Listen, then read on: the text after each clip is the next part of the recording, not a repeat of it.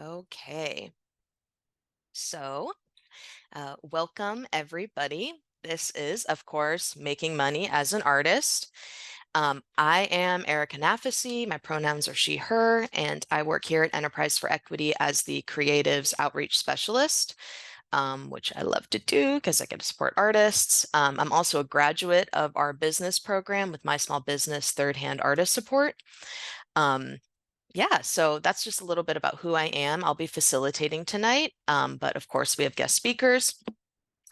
But really what tonight is about is to just explore common income streams used by artists. So tonight we have Phoebe Moore and Christine Malek.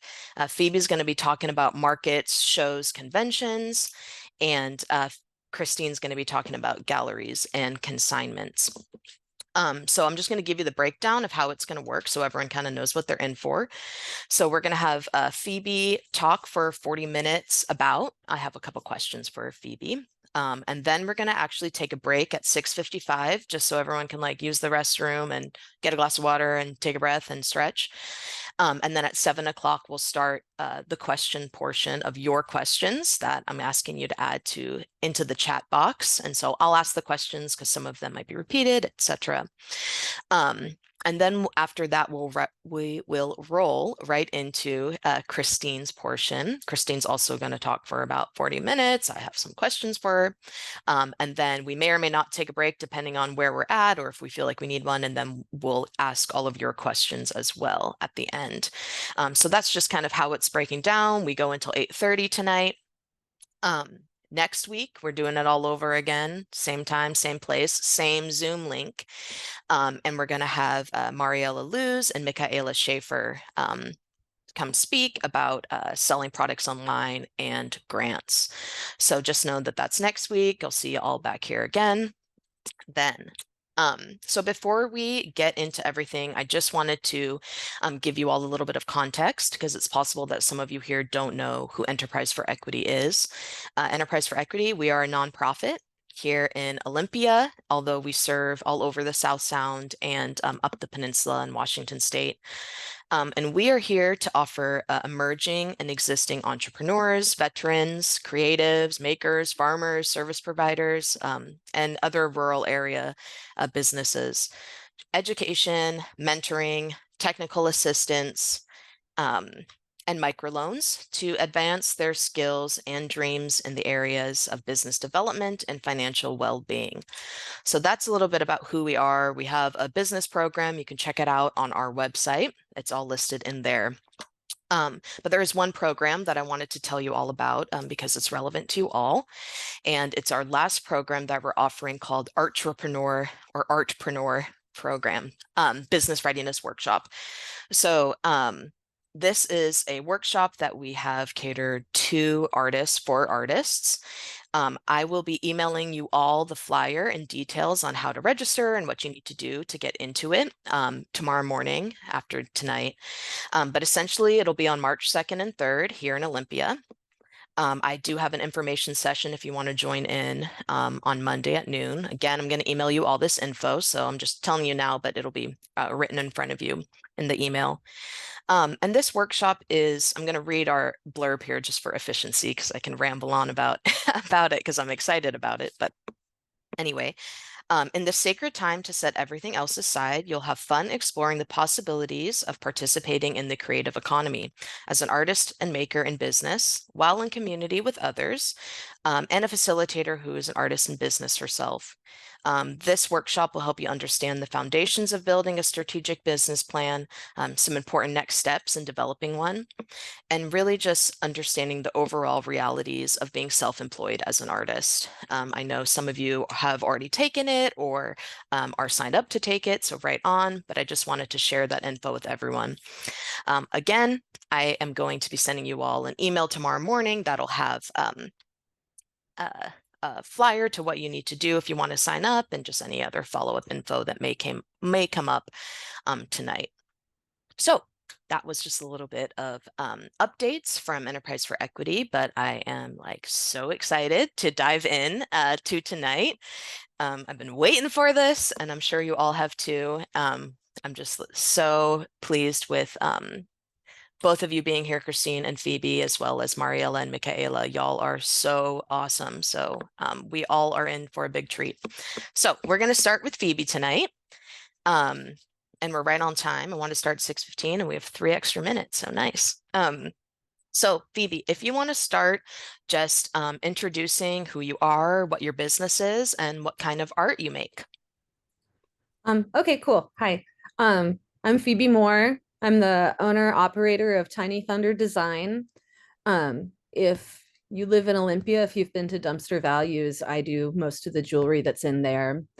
My business has been around since 2012, and it's been my sole source of income for the last 10 years. Um, Erica's wearing some of my earrings that I make, so I didn't wear any today. Um, yeah, my business is I learned this term at Enterprise for Equity because I went there in I think 6 years ago is when I went. But yeah, it's called a cottage industry. So like my sort of plans for it aren't to like expand or become bigger or to necessarily grow. It's just to kind of like fund my life. So yeah. Um, should I just read through the questions? You know, I'll ask you then Okay. just Okay, to great. help you out. But Okay. so I just wanted to add, like, I know you make jewelry, but you do other art as well. Do you want to share about that at all? Or Yeah. yeah. Um, I'm a video artist, stand-up comedian, musician, animator, performance artist. I'm sure there's other things in there too, but like those are the big ones that I mess with. And I Awesome. basically did all of those in college and then graduated and needed to pay my rent still. And so I started making jewelry like just for me and my friends. And then I figured out that that was a way that I could actually pay my bills and rent. So Yeah, that's kind of the next question is what your background is in this income stream, but it sounds like you kind of answered that that's how you got started. But anything else as far as, the background of how you got here? yeah, for a while after college, I was working at a online craft store and I met a bunch of women who worked there who made jewelry. And so I met like a lot of very nice ladies who, you know, would just kind of sell jewelry at pop-up things or go to big things across the country and sell jewelry. And it was like a very like it was like a viable part-time job for them. And I thought that was really cool. And I know that some of them did it full time, or like some people had quit working at the craft store to go do it full time. And I was really interested in what they were doing. Yeah. Yeah. And then I met one of the ladies and she decided that I should just be her protege. And she started just kind of taking me to all the craft fairs she was doing, which was a cool way for me to learn about them. Yeah, And the also, reality of what that's like. yeah, it was also really nice of her. And it was nice to have somebody who kind of understood it a little more than me, taking me around and, showing me the ropes and stuff. And yeah. Yeah, totally. And then I know that, you kind of went from locally to doing, big conventions across Washington. Do you want to talk a little bit about that and I think the Curiosity Expo, or I'm not sure if what that's called, but Yeah. So like I think when I first started, I was doing like probably like 50-50 like consignment in stores and then kind of small like pop-up shops and crafts fairs and stuff like that. And my friend who I was like kind of following around, she did um mostly fairs in the Northwest. So we could carpool together and stuff and split booth costs. And that was really cool. Um, and at a certain point, I started doing these kind of bigger conventions. And then I realized that like when you do well at the bigger conventions, they like add up to like 10 craft fairs. So it's just like, mm, oh, cool. I could do one day's worth of work, you know, or like 10 days worth of work in one day. Yeah, basically. Uh, wow. so then like as that became more and more my thing and I got more and more into like the circuit of kind of bigger national conventions and stuff like that, I kind of shifted away from doing the smaller local stuff and more towards doing the big stuff that like, was way more work and way more expensive, but had way more reward with it. So Right. You Yeah. kind of started small locally, learned the ropes from these other women, and then like 10 years later, look at you now. Awesome. Yeah. That's what I would recommend. So I think that was a good trajectory. Yeah, totally. And you also have hosted your own, I know, markets here in Olympia. Mhm. So that's cool how you made the jump from, being a vendor yourself and then hosting. I think that's probably calls for, a good event because when you live the reality of doing markets and conventions, you really know like what's going to help vendors and how to make it smooth for them. Yeah. Yeah. I think that's nice. Yeah. And, it's a lot of work to put them on. So it's like, no, it seems a nice thing to give back a little. Like, yeah. Yeah, totally. Yeah. Awesome. Okay. Anything else about your background before we kind of jump into the hows and that sort of thing? Mm, not really. I just want to shout out Enterprise for Equity. I talk about it so much. It really helps my business out a lot. Like every time I do bookkeeping, I think about, the stuff I learned there. And, Awesome.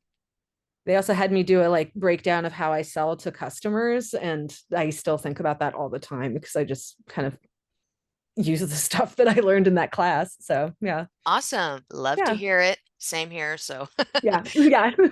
awesome. Yes, there's, if you're in this area, Enterprise for Equity is an awesome resource. But if you're not in the areas that we serve, I would recommend folks going to their local economic development council, just other kind of business hubs in your area to see that there's usually business resources for people and they can be really helpful. But definitely if you're in the service area, we can support you. Okay. Oh, this is kind of a weird thing I forgot about my background. Yeah, So I remember please. talking about in my Enterprise for Equity speech is that basically the first 2 years of my business, like I was like, I can either pay rent or buy inventory. So I just slept on my friends' couches for like 2 years. And it's Wow. just like, oh, cool. Yeah. And then like by the end of it, I was like, oh, I have an apartment now. This is like way better. Like, Wow. so, So you really did like, the classic that we all hear, oh, the struggling artist or whatever. You kind of lived that, life of growth. I mean, that's so yeah. awesome. I just know a lot of really nice punk ladies who just let me like sleep on their couch for like Yeah. weeks at a time. Yeah. Awesome. Yeah, lots of hard work to get here, but it's so Mhm. cool to see you thriving and doing everything that you do. It's just awesome. Mhm. Okay, so in your case, you make jewelry and that's what you sell at these markets, conventions, that sort of thing.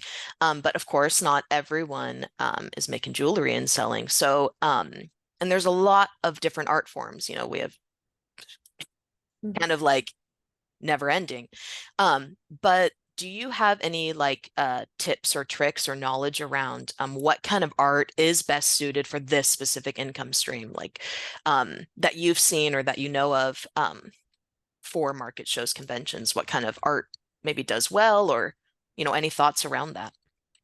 The biggest thing I would say is make things people want, which sounds like such a no duh thing, but like the thing that I see like again and again and again with people is that they start out making, what speaks to their soul, and that's great, and there's tons of room for that, but also, you know, you also have to make stuff that other people are going to want, and that, was that I looked this up before I got here. It's a William Morris quote, like, don't keep anything in your house that you don't believe to be useful or believe to be beautiful.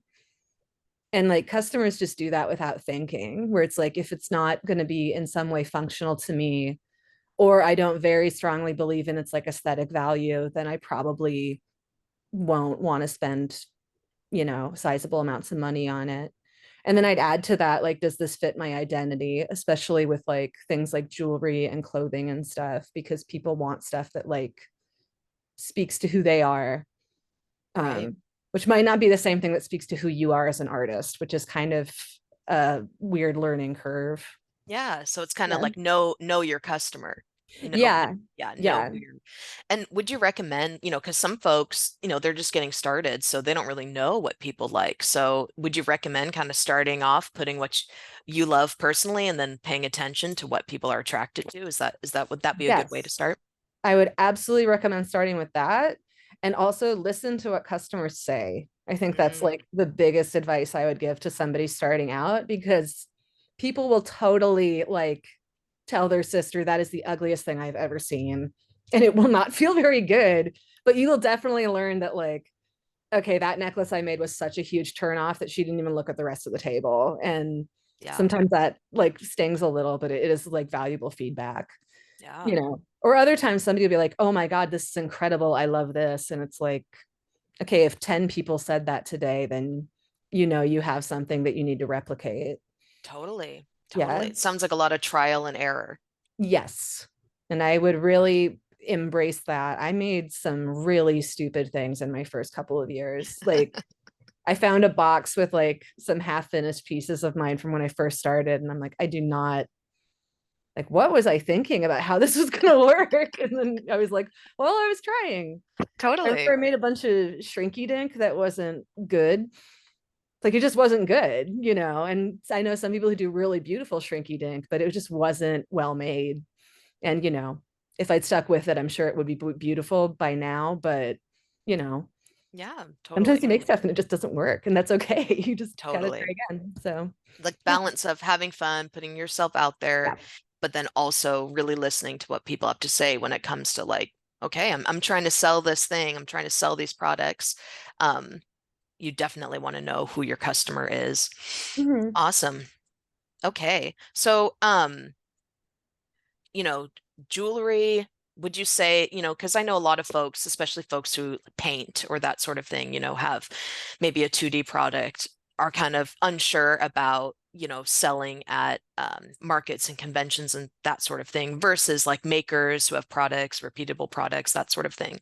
Mhm. So, what would you say to like fine artists, folks that paint and that sort of thing? What would you recommend for them for maybe making products out of their work? Or do you think that it's maybe not a fitting income stream? Or I mean, I don't think there's an answer, but what is your opinion about that? Um, I don't know. My general advice to myself and to others is to try to have a variety of price points. Mm, So, like, I know a lot of the conventions I go to, they have like big, beautiful paintings or big, beautiful dioramas. Because the convention that I do that I follow around the country is mostly taxidermy. mhm. So there'll be some booths where they have like, you know, three taxidermied mice inside a taxidermy deer covered in crystals My with goodness. like a whole weird little woodland creature scene going on. And it'll be like $10,000.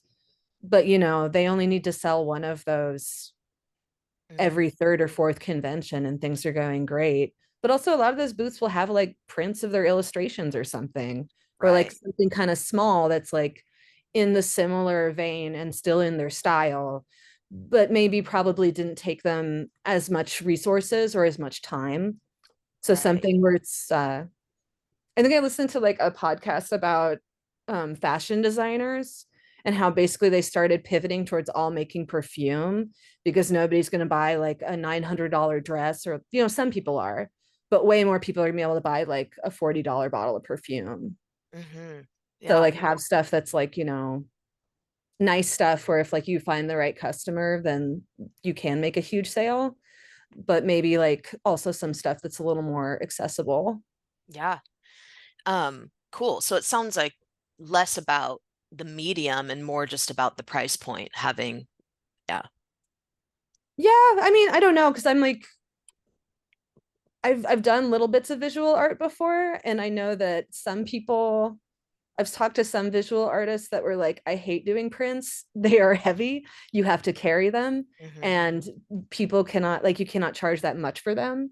And then I know other people who are like, oh, thank God for prints. Like, you know, Yeah, I've sold a bunch of prints for like $10 a piece, but I sold so many of them, you know, so it's really I kind of a personal choice, I think. yeah, And also, you know, what you're trying to do with your brand, and like, are you trying to be like a high end kind of situation, or do you want to be something that like anyone can get?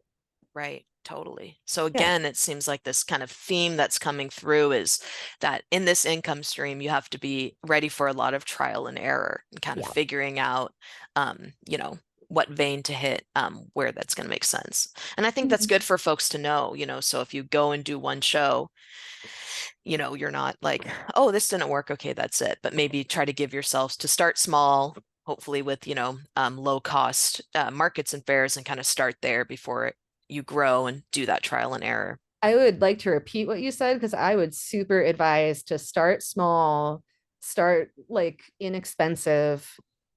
I think one mistake that I made like in the beginning was doing over inventory in stuff that I was so sure everyone was going to want and need. Hmm. And then just ending up with like so many of like this one pendant that nobody actually was that into. Just being like, okay, cool. This is just going to be in my closet for the next decade. Like, Totally. Yeah, that's great advice. Yeah. And I think for most artists, we kind of know the reality of what we think everyone's going to like is not going to be what everyone likes. So I think aesthetics are so personal and they're totally, so wonderful in that way, but also like, you could like this one thing because it reminds you of a childhood memory and it's a very specific memory. Like, totally, totally. Yeah. I love that. I think that also then, kind of it points to the fact of, do put yourself out there and what you love when you're starting to, see what people resonate with. But oh yeah. awesome. Okay. So the question that people want to know, and is, I'm sure, not a straightforward answer, and I don't think we'll get a straightforward answer with any of our guest speakers, but we want to hear your perspective on how much money do artists generally make in an income stream like this? Again, kind of impossible question to answer, but what are your thoughts when I ask you that? Um, I'm trying, I made notes for this, so I was trying to remember what I Love it. actually put down. Yeah, I think it depends so much. I've met jewelry artists where they've left a show with like an insane amount of money. Like I think like the most I ever heard of was somebody left a show with like $10,000 and I was like, are you whoa, holy shit. Wow. But also she makes gorgeous, gorgeous stuff. Like it's all really ornate, all really expensive. Like her cost going into that had to be huge, like for the amount of inventory she had and the quality of inventory she had. Yeah. And she had also spent like years building up to that. So it's like, I would again say that like to expect really small stuff in the beginning. Like, Right. yeah. I think the big national shows I do right now, I make between $1,000 and $5,000 a show. And then last weekend I did a pop-up market at the crypt and I made $28. And it's just like, Yeah. And it's your price range, I think that might kind of help people to oh understand if yeah. you're making like what's your price range for your products? I think like they range right now between like average 20 to like $90. Wow. I mean, So there's make some things that are more than that, but I don't sell very many of the things that are, over Mhm. $100. And then there's some things that are less than that because like, they're on sale and uh Yeah. Well, yeah, and that's awesome. fluctuated a lot over the years too. I think like last time I looked, my average point of sale was something like 45 or $38, somewhere in there. Wow. So it really shows that, like you mentioned, the example of someone that's selling one piece every, three conventions for a high range. But, if you're making up to $5,000 from one show with price points like that, I think that's really telling, that that's, again, took you work to get here. There's no doubt, but that it's totally possible to support yourself um, by doing, what you're doing, Oh, it markets, is. conventions. Yeah. Yeah. Yeah, I think that's really encouraging, definitely. Mhm. Awesome. Any other thoughts around, what you've seen with sorry, I'm letting someone in there. Um, how much money folks make before I move on to the next question? Um, I think like this is one thing they really kept saying in enterprise for equity, but that whenever I talk to people about stuff like this, is just know your expenses.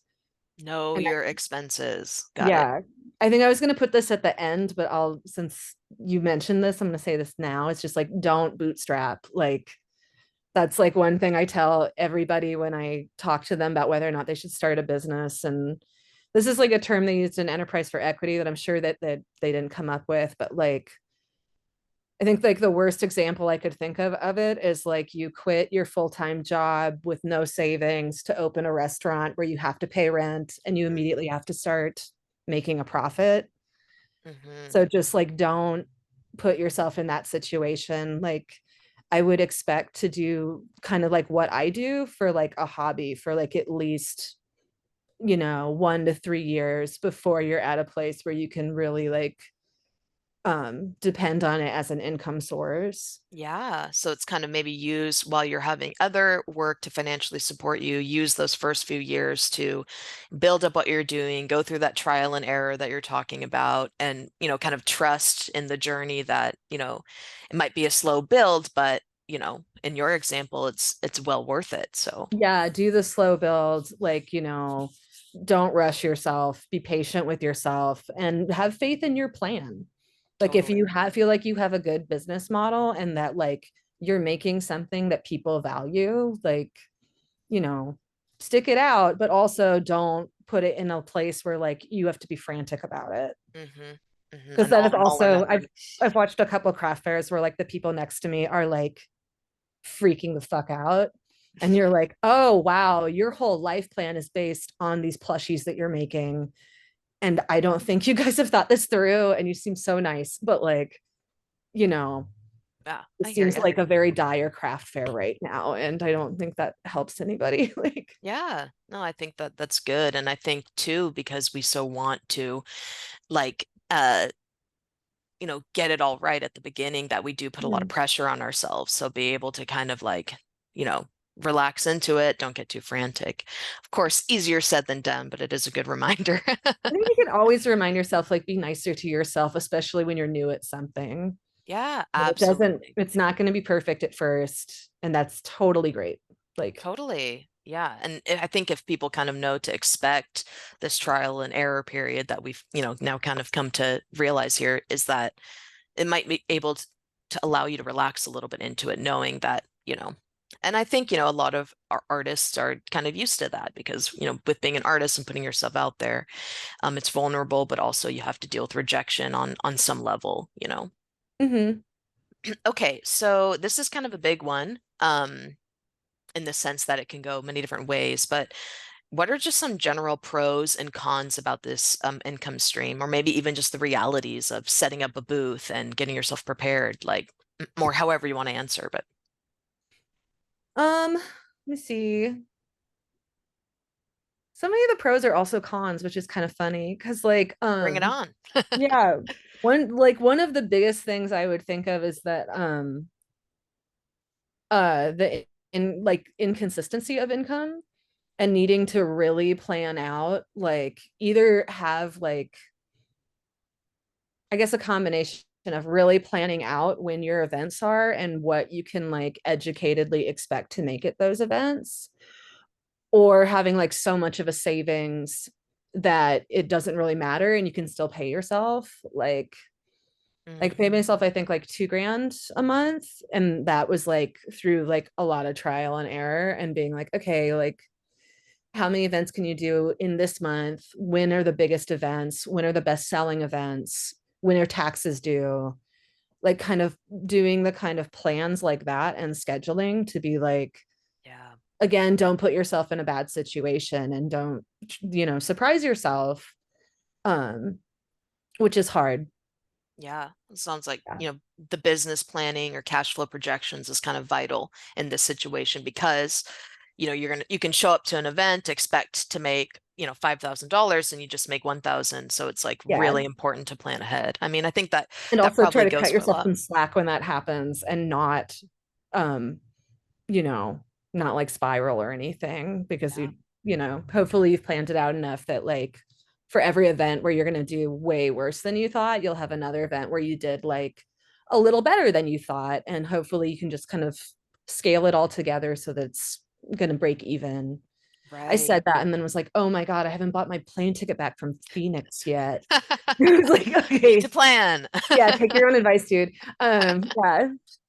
Awesome. Um, that's another thing is I travel a lot for work, which was very fun and glamorous the first year.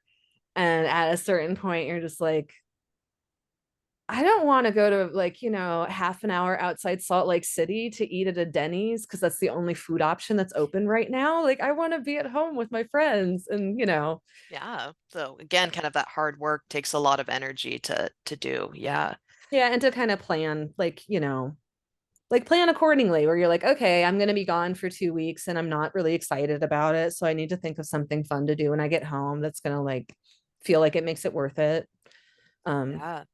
Also self-motivation is something, um, yeah, I really believe that anybody, if they really believe hard enough, can do a business well. Um, but you really need to be able to like kick your own butt sometimes and be like, okay, you know, yeah, I know you're not feeling well, but you have this Amtrak ticket and you actually have to get on the train right now, even though you don't feel well. So, Trying and trying I've, to go ahead. Sorry, finish your no, point. I've done that and it sucks. And it's really kind of miserable because you don't have a boss you can be mad at. It's just you. And you're like, okay, well, I signed up for this and this is just how it is. Yeah. And now I have a migraine and this kid next to me on this flight is screaming. And I'm just like, there's no one to commiserate with or to like, blame. It's just all Yeah. your own work. Yeah.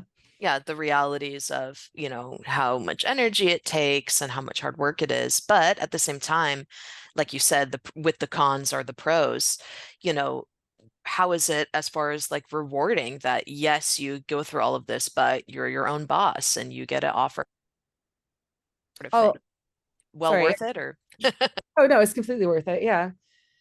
Like I think last month I did a show in LA and I just hung out in LA for a week. It was great. And then also like, because I do my other art forms, if I want to like go on tour or go do an artist residency, like I have the freedom to be able to be like, okay, like I just need to schedule my stuff out and plan accordingly, but I can totally go do this artist residency or, work on my friend's film or do these other like, you know, really important projects, because I put in this time and work. Yeah. I cannot hear you.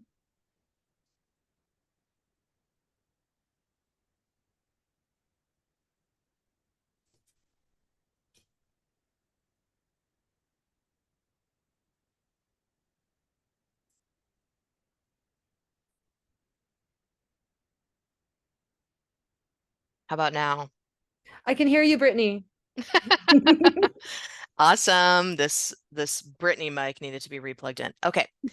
Let's go on. Let's see. I just want to check our time. Cool. Okay. So, you kind of answered this, but maybe we can move, into kind of the technicalities of like, how do you even get started? Like, what do you want to prepare for yourself? Because there's a lot that comes with this. Not only are you doing the inventory, but what's your point of sales and how are you transporting your stuff? And do you need help? Like, is it important to have an assistant with you or not? Or, what are some of the kind of like technical realities to actually get started in doing this kind of work? Mhm. Um, yeah, when I first started doing this work, I didn't know how to drive, so I would take a bus to different cities Wow. with a backpack full of jewelry. And that sucked. So I would not try to do that, but I am kind of a believer in try to keep your costs as low as you can for as long as you can. Mhm. Um, that being said, I made like a little list of things that are good. For point of sales, I use Square just because it's pretty easy. Cool. Uh, Square, just you can just get the app and the little swiper or whatever it's called. yeah, I think they even send you the little card reader thing, or at least they did when I signed up for it, like, I don't know, a decade ago. But yeah, that's a good way to take credit card sales. You can do it with your phone, and so right on. Yeah. And then I also really like rechargeable lamps because a lot of the places where they have pop-ups can be really, really dark. So Oh, I have, I think, interesting. Lighting. let me see. Here. Nice. They're just in my room when I'm not using them for craft fairs, but they come in handy. And then Awesome. folding table, folding chair. Let's see. Oh, make sure you have tools so that you can fix things because like maybe you're making lamps, one of those lamps is going to break. Like, In there's transportation or whatever. yeah. Yeah. Yeah, be prepared for something weird to go wrong and to be need to fix it suddenly. And Uh, probably want to package things well. yeah, Lightweight, but secure enough. yeah. Um, what's I gonna say? Oh yeah, it's good to have a job when you can get weekends off. That's the Mm, thing I would tell people to yeah. prioritize if they're going to try to do this.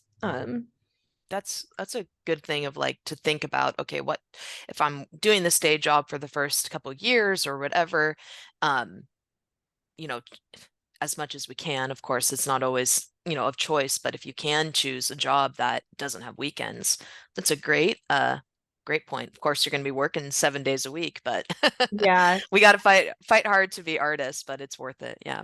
I have a friend who's starting off now, and she has to work Saturdays, but she has Sundays off. So I always try to remember if there's like a cool Sunday market that I can like recommend to her. Um, Love oh, it. also a tablecloth that's a plain solid color. And Um, it's why such a little solid? thing, but busy colors, it kind of distracts people from what's on your table. So the Right. solid color makes things pop out a little bit more. Yeah. I think, too, just because some people have more display, some people have less. But what I hear from you and what I've heard from many other artists is just it's about efficiency, having things that you can put up quick and take down and lightweight if you can. So my whole setup fits into a folding suitcase. And part of that is Wow. because I do so many national conventions. Like this weekend, I'm going to Charlotte, North Carolina. So everything can be folded into the folding suitcase. So then I can check the bag, get off the airplane, take it there. They have tables for me at these conventions. So Hmm. everything is like pack in, pack out under an hour. Wow. Yeah. Um, But Somebody even was watching me do it and they were like, "You are really fast at this." And I was like, "Yeah, I do this a lot and I've had a lot of practice. And my yeah. whole thing is just efficient, efficient, efficient, and lightweight." Yeah, and you're tired by the end of a market. So I think it's extremely important to give that to yourself to have efficient setups. And, I would say practice doing that before your first one, practice your setup. Yeah. Or do such a low key market that they will be totally fine if like, your setup falls apart and you need like an extra half an hour to like pick all the pieces up or something. Hmm. Really low key markets are really the best place to practice. Yeah. And Um, sometimes they have tables for you. So like you mentioned earlier. So, um, for everyone, you want to find out, what is available to you or not before you do these shows. And sometimes they also ask for like canopies, tents. Yeah, That's also a outdoor big one. markets do like canopies and stuff. Yeah. Outdoor markets, I wouldn't recommend that as a first event thing Oh, okay. because then once you have canopies, you're legally required to have weights, and that becomes a whole other thing. I would do a small indoor market to start with. I don't know. Got it. Yeah. That's no, Oh, that's really helpful info. I also wanted to say like it's totally a personal choice thing too. Like I know some people who do like really gorgeous high-end jewelry and they have like the most ornate woodworked displays and it's gorgeous and it definitely inspires a whole vibe and a lot of confidence and like you see it and you're like, oh, the elegance, I want to buy this, and that's what they're doing and it works really really well for them, so. Yeah, totally. I mean, display is such a huge part of Mhm. what Yeah. this is. Yeah. Awesome.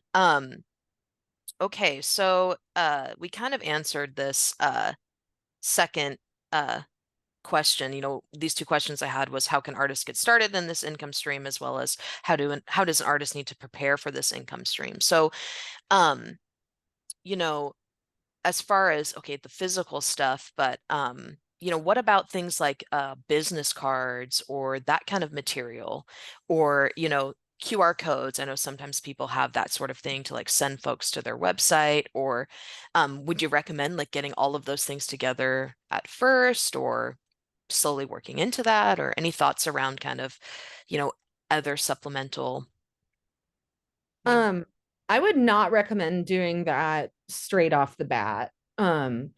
I know I changed the name of my business two or three times. And I'm really, really glad I did because the first name I came up with definitely, I'm glad I didn't stick with it. And then also like that applies too for things like Instagram handles, websites. Like I know I tried Square for a while and I didn't like it very much and went back to Etsy. And at that point, I'd printed a bunch of business cards. And I think at that point, I was like 3 or 4 years in. Like I was pretty well established at that point. But like, a lot of the stuff like that will change over time. I don't know. I think Yeah. the biggest like advice I would give is don't put a huge investment into something unless you are really, really sure about it. And usually the best way to be really sure about something is to sit with it for quite a bit. But again, maybe that's just my opinion. I don't, Oh, totally. Yeah. yeah. Well, that's what tonight's about. Right. Okay. Hearing Yeah. your Yeah. opinion. Okay. Right. Um, awesome. So it sounds like, yeah, of course you need your inventory. Of course you need some sort of display. But maybe not be too worried about having everything that you would need getting started. Allow yourself, again, what keeps coming up for us tonight is this expect this trial and error, expect to kind of grow into the situation. Um, what Yeah. about just, oh, go ahead. Yeah. I would really recommend that. And also like there's things like signage and, Yeah, um, signage. like I think stuff like that is really fun when you're starting out, but I also think that it can kind of pigeonhole you a little bit. Because Hmm. also like I think probably the like general aesthetic of my brand did some pretty big changes over time. So by the time I was doing kind of the big markets that would necessitate signage, like the kind of vibe of my work had changed. And also styles change. It Hmm. was no longer 2010 when I started doing big national markets. And I think the signage that I thought would have been really fashionable at that point would not maybe have suited me right now. Hmm. So maybe it sounds like, like you were saying earlier, that business planning is so important to also maybe think about, okay, well, maybe because, I'm, uh, you know, maybe forming differently as I get into this, maybe that you can start with, less cost signage and that sort of thing while you're kind of figuring it out if you want to have that and just know that like that's okay. And later you might want to buy the beautiful, awesome sign, but you can get started kind of scrappy for lack of a better word. Yeah, also, I don't know, keeping costs low is wonderful. Like, Yeah, totally. yeah. Awesome. Okay. Well, I see that there's questions in the chat, and I mentioned that we were going to take a little bit of a break. So, any other thoughts that you wanted to share, Phoebe, in the next few minutes? And then, when you're done, then I'll just say, everyone, if you have questions, this is what today's for, is to answer your questions. So, feel free to put them into the chat, and then, we'll take a 5-minute break, and then at 7 we'll answer these questions. So, any other thoughts that you want to share? You have about 5 more minutes if you like. Me? Yeah. Oh, yeah. Okay. One thing, because I get asked this pretty often, is that I would recommend for first-time vendors to try things out in the summer or around the holidays. Okay. That's Yeah. usually when most people are out shopping. Um, Awesome. I try to never do markets in the springtime, Why's which that? because it's so rainy and cold, nobody wants to go outside and go shopping. Like most of my friends who do retail are struggling right now, and Yeah. they've got real pretty shops, Right. like So this um, is also kind of what you were saying earlier is the business planning, the money planning. If you look at your whole year, you know, understanding where you might make more or less or whatever, and thinking about all of that when you're getting yourself involved in this income stream. I think it was the second year I made $0 in April. And I was Wow. so sad. And then other people were like, that's really normal. And I was like, oh, okay, cool. So just I'll know for next year.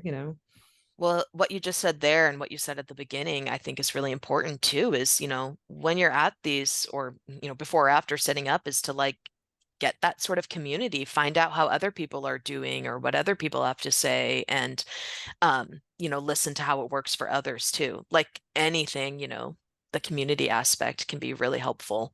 I couldn't really like I could not overstate talking to other vendors. Mm. Like, and you end up doing it anyway, but really talking to people like, oh, how did this show go for you last year? Or being like, oh, hey, have you done any other shows in this area? Or like, is there anything else that you would recommend? Because people, especially people who do this professionally or even people who do this as a hobby, like we love to chit chat about this kind of stuff. And, it's fun to like, be able to share like what you know with other people.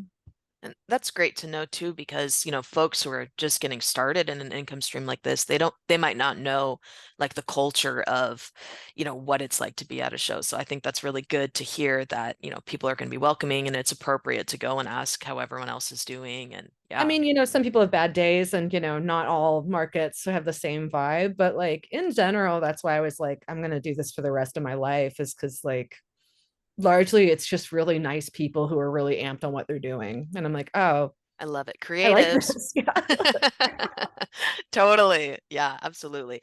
Um, I'm not reading the questions yet, but there is just a comment that I want to read since it's relevant. And Kelsey said, March and April are tax season. Nobody wants to part with their dollars, so I I can mean, see that. I fully get that. Yeah.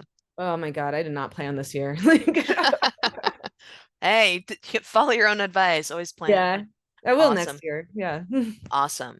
Well, I think do we want I'm wondering if you know how to use your little emoji. I'm wondering if we should just roll into these questions and then take a break um, before Christine speaks. That might make sense. How does everyone feel about that? If you can give me a thumb up. Okay, I got some thumbs up. Cool. Well, how do you feel about that, Phoebe? Does that sound okay to you? Oh yeah. Okay, cool. Awesome. So what I'm going to do is just read to you these questions that are on the side, and everyone, starting from the top, so feel free to add in your question. No questions too small, no questions too large. Um, and we can do this for about the next 25 minutes, and then we'll take a quick break before Christine. So let's see. Okay, so first question is from Evan. They say this is great. Curiosity for later about cottage industry identity. I wonder how the place you live, Olympia, informed this decision, or does it? Also, what do you feel would be the deficits to scaling your production? So maybe let's answer that first part first. So again, cottage industry identity, how Olympia may have informed your decision on that, or if it did. Well, let me see. Kind of in the early years of doing my business, I was living up in Seattle for like 2 of those years. That was when I was like, yeah, for a little bit I was couch surfing and then I got a room in a house and it really quickly became like so clear that like I wouldn't be able to keep my business and keep growing my business if I stayed in Seattle. So the biggest part of like why I moved back to Olympia is because a friend like found a room in a house that was 250 a month. Wow. And I was like, okay, if I do that, I can keep like I can pay rent, but I can keep growing my inventory while I do that. So that was a huge part of things. But also at that point, God, when was that? 2014, 15, somewhere in there. Like, at that point, rent prices were a lot cheaper, sadly, or maybe there were just more kind of disgusting houses available. But it was really feasible at that point. I thought for me to get a storefront, and my plan for a while was to make it like an artist collective and have like a bunch of like coworkers who would also be jewelry makers, and we could all work together and take like different months off so people would have like a bunch of time off to like pursue other interests, but still the like you know group jewelry project would continue. um and kind of the more I went on with things, the more I kind of saw how hard it is to have like a landlord as a business. Mm-hmm. And I kind of lost my thrill of that idea. And then I also kind of saw the kind of complicated nature of being a collective, which some places do it great, but Totally. also, coworkers are hard. and they're fun, but they also can be hard. And so kind of the only way I could see myself scaling up and becoming like a brick and mortar place or a group activity was growing and growing and growing in a way that I was like, I don't feel like maybe I could sustain this, or Mhm. maybe I could grow on that level, but I probably would sacrifice a lot more of my own sort of creature comforts. And I'd way rather just spend my energy on like, I don't know, starting a band or something and like hanging out of my little punk house at Olympia. So Yeah. Well, one thing you said too, like sustainably growing, and I think that's big, is to be realistic with yourself of what's sustainable for you, what what you're willing to do. Um, so the second part of Evan's question was, what do you feel would be the deficits to scaling your production? the risk of paying rent and paying employees and just like whenever like uh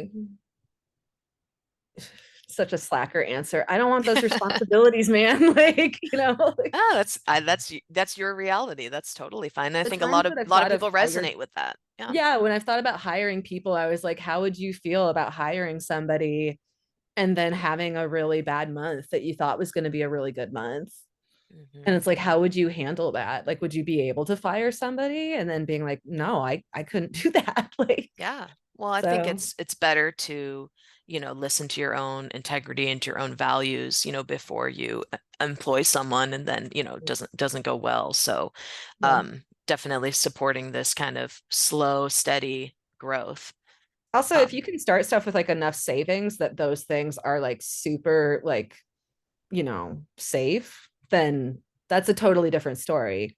But Totally. Yeah, absolutely. I mean, a lot of this is gonna look, different for everyone, but knowing your story and which is extremely inspiring, like where you started, you're like, I was couch surfing, and now 10 years later, you're like live and breathing, thriving small business where you get to travel across the country and make money. I mean, I don't know.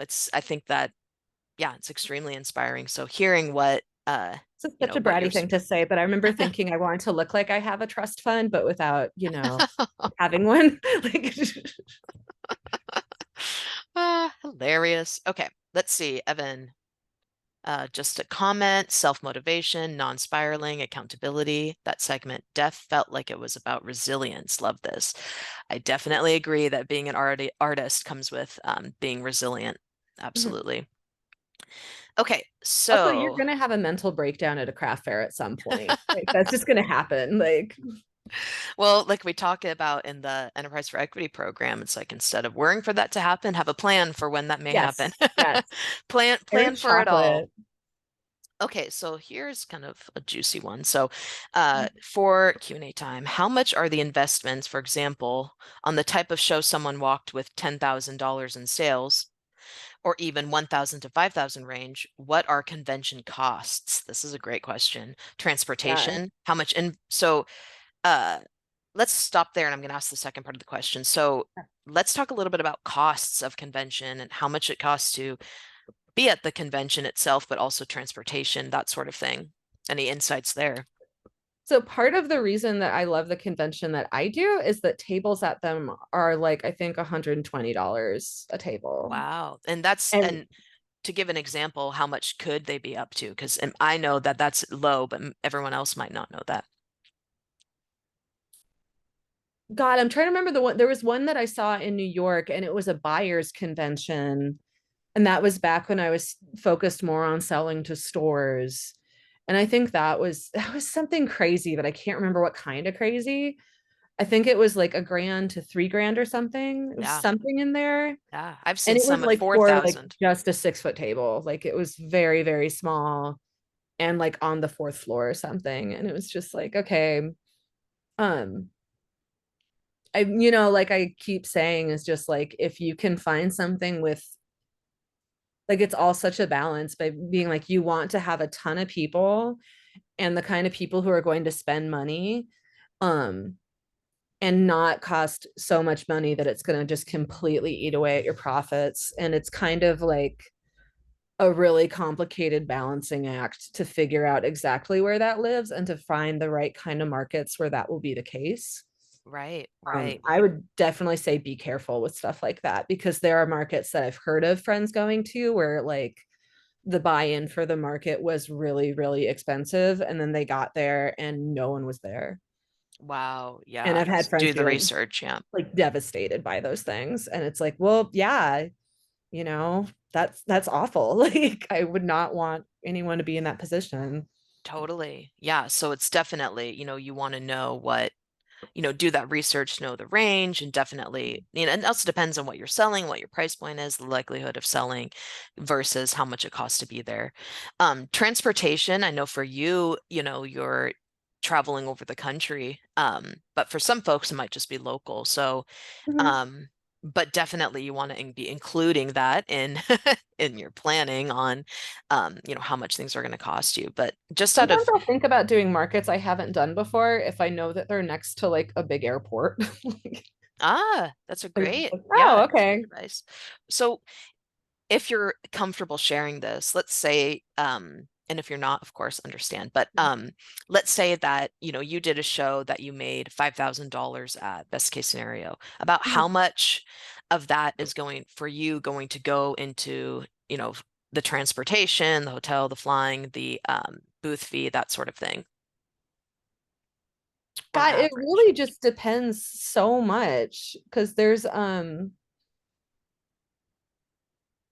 I don't know, there's just it really just depends because some places will have just unbelievably cheap hotel rooms like next to the convention center.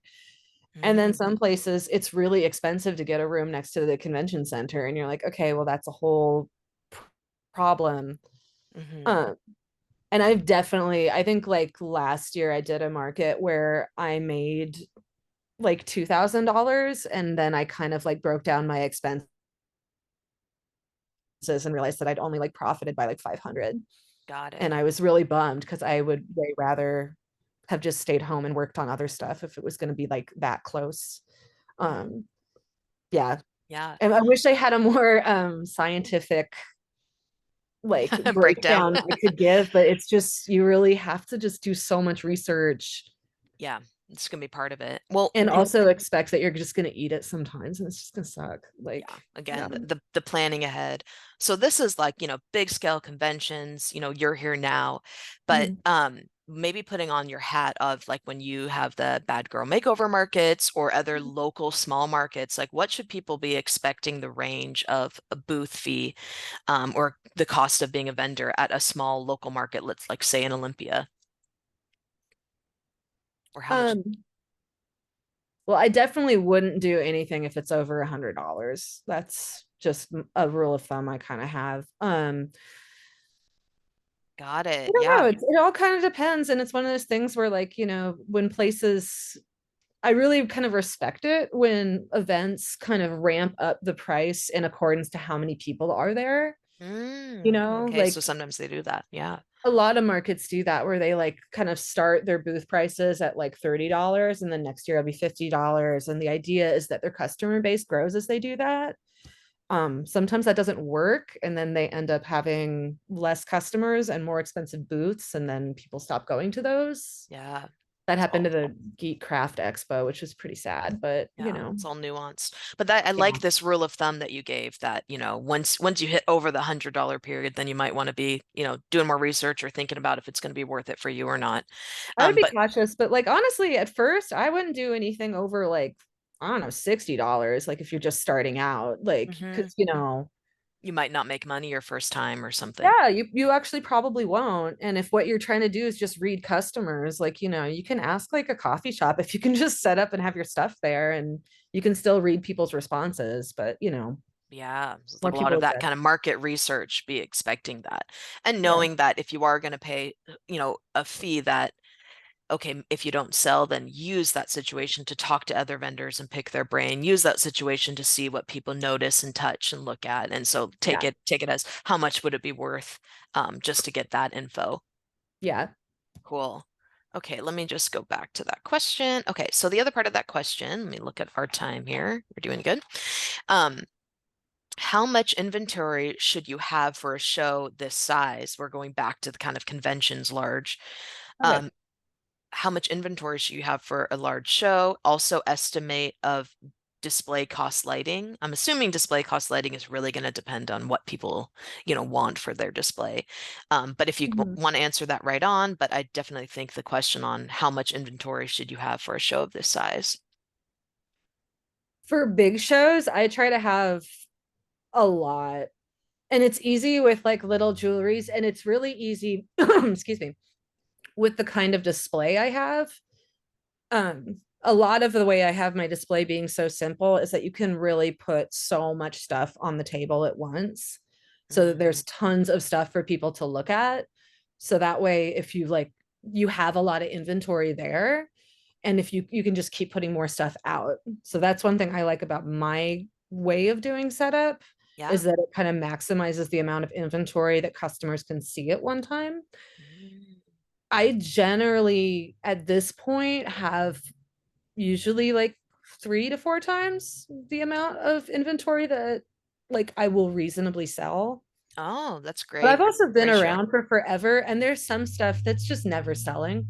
Like Yeah, it's just not very good, and I've just been carrying it around for forever.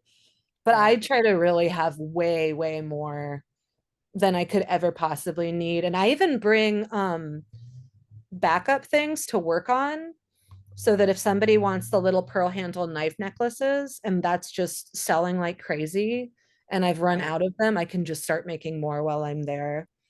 Cool. I mean, of course, for some artists that, wouldn't work, but that's really good for, makers or folks that are like, jewelry makers like yourself. Yeah, if you're a Awesome. stained glass window artist, like you're going to want a way more intensive display and lighting setup than I have. And you just won't physically be able to carry that much inventory with you. Or I guess Right. you would if you had a trailer. Never mind. Yeah, sorry. Yeah, no, totally, but that's helpful. But even then, if you have a trailer, some people, okay, I might have to have, Yep. things to transport. So I think the kind of answer to that, estimate on display cost and lighting is it depends on what you're making and depends on, what you need. Um, Okay, so I'm going to move on to the next question. This is from Austin says, is it possible to do what you, Phoebe, do, selling art and crafts at markets to scale? So you may have answered this, but I'm going to keep going. To put it simply, do you have aspirations to have a team of people creating and selling your craft so you could potentially earn a more substantial income? Interesting. Uh, okay, I'm going to not ask the second one, but I guess a way to kind of ask this too is, the difference between how much income you can make just by yourself versus employees. Like, do you feel that, because I'm sure there's kind of balance there because you also have to have taxes for the employees, this and that, versus if it's just yourself. But you kind of answered this, but anything else you want to kind of mention about scaling up and having more employees?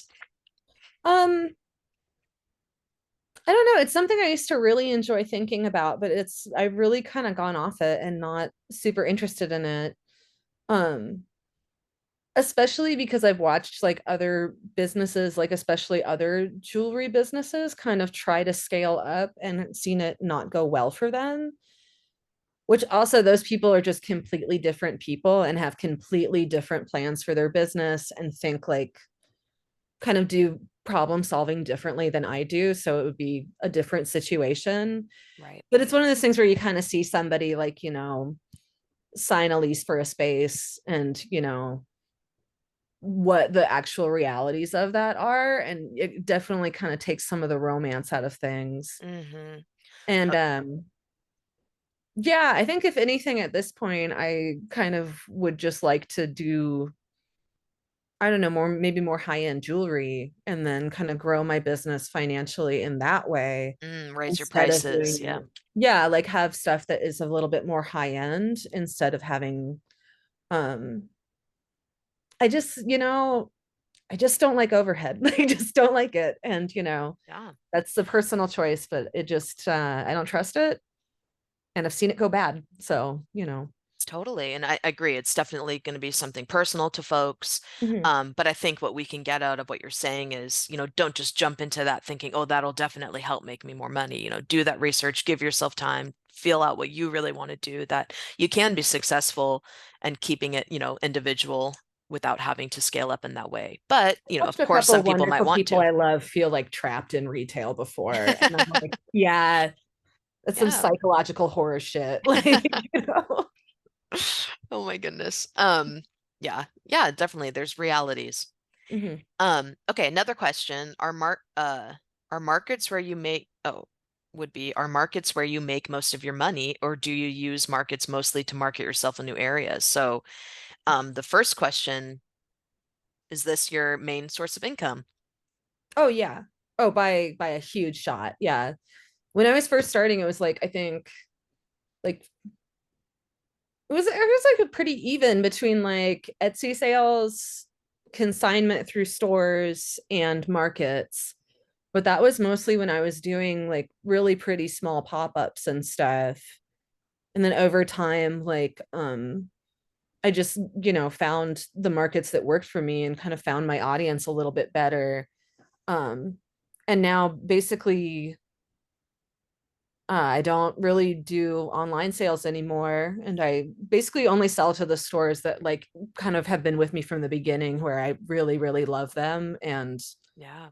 want them to keep carrying my stuff because I love them. So, Just out of curiosity, how many stores is your work in? I know that you're predominantly doing markets, but how many stores? I think like right now it's like 10, but that's counting like stickers. So Wow, I but think right still now, income. yeah, I think right now there's 3 stores that are selling my jewelry. So Cool. That's awesome. So yeah. that's nice to know too that, and we'll talk about retail, online, and in-person sales next week with Mariella. But it's nice to know that you can be kind of, doing them at the same time. Um, but I think it's really awesome that, you're making your income this way. I think it's motivating for sure I also like I really prefer markets and in-person sales. because you get to meet your customer, or why do you feel that way? Yeah, and also like because once you start to do like really kind of big markets, like the potential just to make money quickly is so much more there than Mm, kind of the slow grind of online sales or retail sales like in stores. hmm Um, It's and almost also like, the opposite is true where you can actually just sit there for like 7 hours and not sell a single pair of earrings. But yeah, when totally. It you can be when you one or the find the other. right place and the right time, it works really, really well. Yeah, awesome. Okay, so one of the questions is, what are some kinds of signage? And there's a response that says probably small signage to go on booths like Instagram handles, websites, business names. Um, yeah, so you can have like, well, do you want to answer that? Oh, yeah. Just signs that say your name. You mentioned QR codes a while ago, and I've really been wanting to try that because I think it's a really good idea. Um, yeah, so I might start trying to do that. For a while, I had a sign that was a wood carved sign that I did with laser cutters, Cool. and that was pretty cute. Um, yeah, a lot of the booths at the conventions I do have like big, big banners around them. And it's really useful to kind of get an idea of what the aesthetics for that booth are. So that can be very, very nice. Yeah, and something like a banner sounds like it's easy to roll up, lightweight to carry versus maybe a wood sign. So things like that folks might want to think about is just those little details of realities of They're weight. also, I don't know, when I had my thing, it was really nice to have somewhere that you could put your business cards because like every third person wants to ask where your business card is. And if there's somewhere like easy where they can find it, it'll save you some time. Hmm. And if And you're really busy, that will be time you will need. yeah, we talked about earlier too that, if you're just starting out and you don't have business cards and that sort of thing, I think a QR code is great. You can just, Yeah. folks always, how do I get a QR code? You can right click on any page on the internet and say, get QR code. Of course, you'll Mhm. get the one with the little dinosaur, but, put that on your booth so people can scan, get to your social media or website if you have it. But also, like you said earlier, if you don't have those things yet, it's okay. You can still get started as long as you have your product and display and your point of sales. You want to be able to get money from folks. Yes, that is good. Yeah. Okay. So another question is also just what is stickers? And I'm just going to answer that for you. And I think you meant literally stickers. Yeah, bumper stickers. Yeah. Yeah.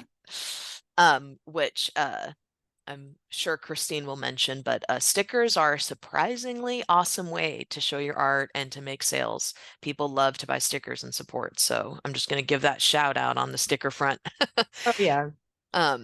I Okay. remember one time a guy told me that you couldn't make any money off t-shirts. And I felt so bad because my I did just like the biggest eye roll because I especially thought of Kyle who makes all those amazing t-shirts. And I was like, okay, he just like bought a house, dude. Like you can absolutely make a Yeah, pretty nice income making t-shirts. Like totally. same with Especially with your own stickers. art on it, like Kyle's. Yeah, it's like a Yeah, Olympia staple now. yeah.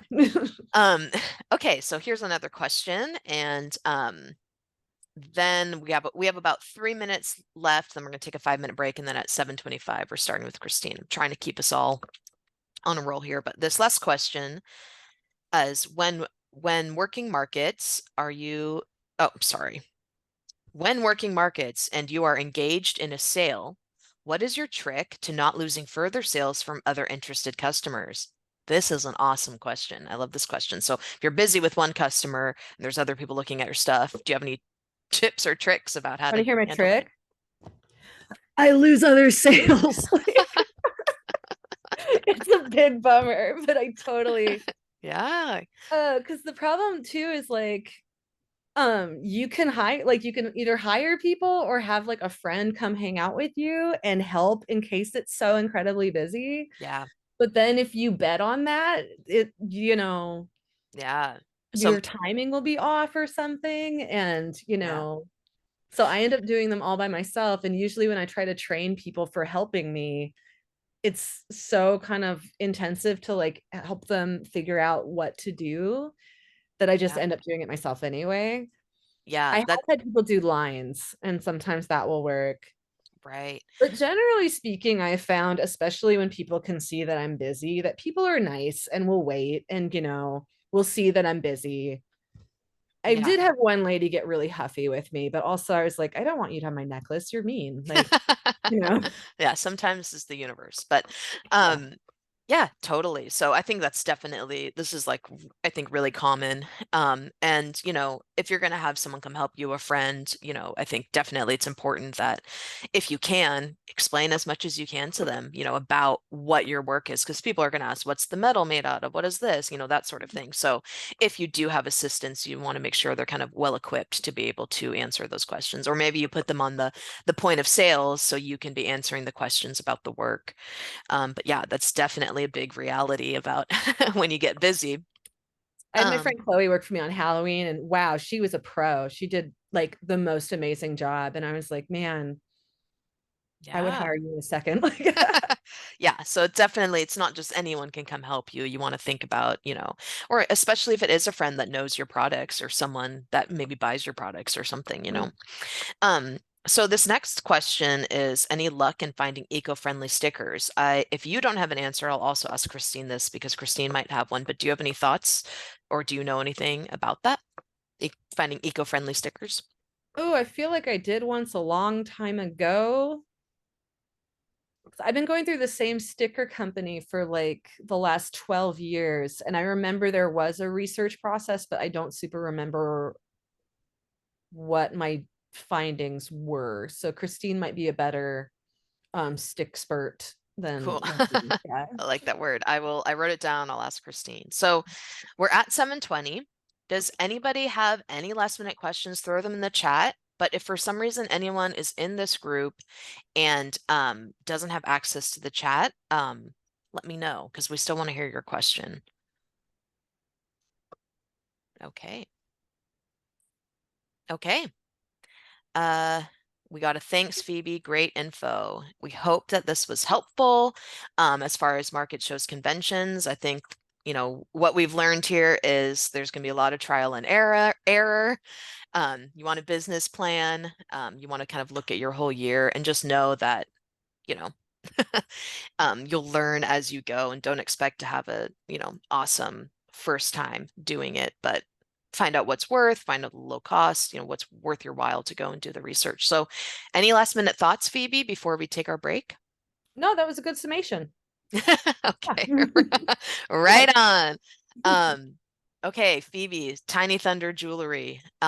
Tomorrow I will send everyone a like a follow-up email. So I will send them your Instagram because I think that's your main source. Okay, right on. So just know everyone that I'll send you Phoebe's Instagram handle, but it's Tiny Thunder Jewelry. Is that what it is? I think it's Tiny Thunder Design because Tiny Thunder was a dance troupe in Kansas and they got there first. So Awesome. yeah. Okay, cool. All right, everyone. Well, what we're going to do is we're going to take a break for 5 minutes. And so we'll come back at 7:27 and welcome Christine in, and we're going to talk about galleries and consignments. Feel free, anyone, if you need to message me anything or have any questions. Um, uh, nice.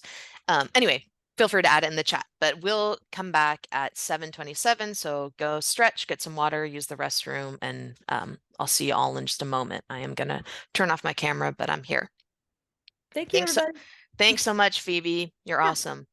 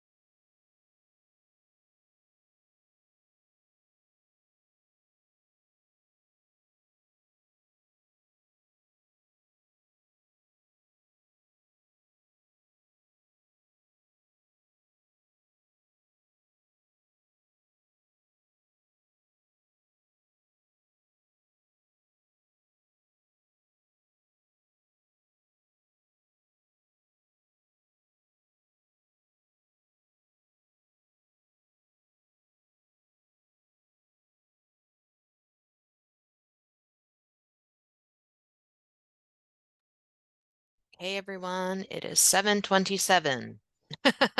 Right on, right on time. Okay, so again, we're going to listen to Christine for probably about 40 minutes and then we'll move into the question portion. So if you have questions that come up for you while you're listening, feel free to add them into the chat. Christine, I'm so excited you're here. If you don't know, Thank you. Christine is the owner of Gallery Boom, which is an awesome gallery here in the Olympia area. So do you want to get started by just introducing yourself a little bit more and what your little bit about your business and Yeah. also what kind of art you make if you want to add that in as well. Yeah, sure. So I'm Christine Malek. I own Gallery Boom.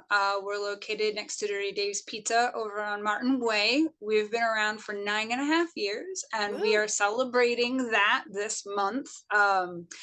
Every weekend we're doing something. So this coming weekend we're having cake, and I want to invite you guys all. I'm inviting the artists of the gallery. We have roughly 230 different artists in our gallery. I've been telling everyone 150, and then when I sat down and looked at their roster, I realized why I'm so tired all the time because it's a whole bunch more than that.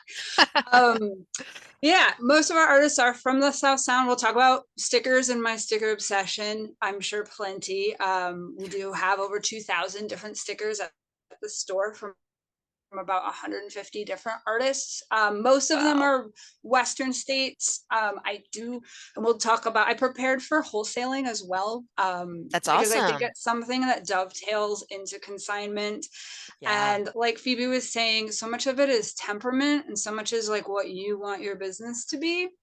yeah. Um, And I slid into more wholesaling because I wanted more stickers and more diversity in every sense of the word, and so that's why I brought some of that, those mostly small stuff. The bigger art, like the paintings and the ceramics and the jewelry, are from mostly local people because I still yeah, want to keep that core part in the right. business. And your gallery's I kind of, oh, also sorry, I'm hosted. interrupting you, but just so Oh, folks know who aren't familiar with Gallery Boom, that it's a little bit, it's maybe not what folks who I'm aren't gonna say as, capital G Gallery. We're yeah, like a gift store. yeah, but you're Totally. representing a We're a lot of retailing artists gift and you're store. selling. We're not like your Seattle or childhoods and their space where they do shows is more of a capital G gallery.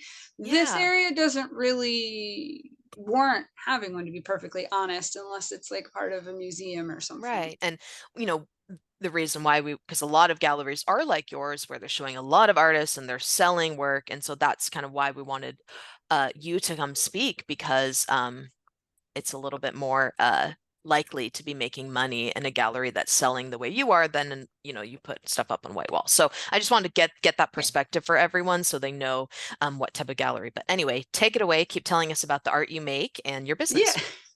So I also run and host shows like Phoebe. I've been helping the city run the art market at the Arts Walk. And so if anybody ever wants to talk about Arts Walk and the arts market and all of that and how to participate in that more, I've been working a lot with the city and helping the city run shows. Because like we were getting into with like overheads, like Phoebe was saying, there are so many intricacies when you start getting into like commercial leasing, which I have some really intense stories about if you want to talk about it, because in the last 9.5 years, we've been in 4 different locations. Mm. We started in Tumwater, we were downtown, we hid in a basement by Ralph's during the shutdowns, and then now we're in our current space that everybody thinks is Lacey, but is technically Olympia. It's spiritually Lacey. I So understand. I pay because I'm like, no, it's Olympia. I pay Olympia sales tax. I Yeah, I know yeah. where my business is, but so yeah, I do shows and I also do consulting, and I'm ramping up some of my personal consulting business as this knowledge and having this. I've realized that I've worked probably with 600 different artists over the years. And so Wow. I've seen a lot of different mediums, a lot of things change. And I really just want to meet people where they're at and just like kind of be bouncing ideas off and talking about that. Yeah, you have a lot of experience with artists, that's for sure. And I Um, like to talk. I love it. Okay, before we kind So of the get art into I the, oh make, yeah, Thank you. That's what we want to hear. No, yeah. So the art I make is I mean, I don't make as much of it as I used to. I started off with stuffed animals and sold and did shows. And I think part of why I thought Phoebe going first is that if you're starting off selling your art, doing shows, doing things like art walks is the best way to start, because that really, you meet your customers, you get direct feedback from people, you talk to people, and so it's really important. And then you can learn, like, oh, I don't like talking to people, I want to do online stores, or I want to do this, but you Galleries or can, whatever. Yeah. yeah, you can learn about that. So I brought, this is, I've been making these crazy little mushroom tins. Cute. I So love it. so I do mostly sculpture, fabric. I've been making these little fabric nests.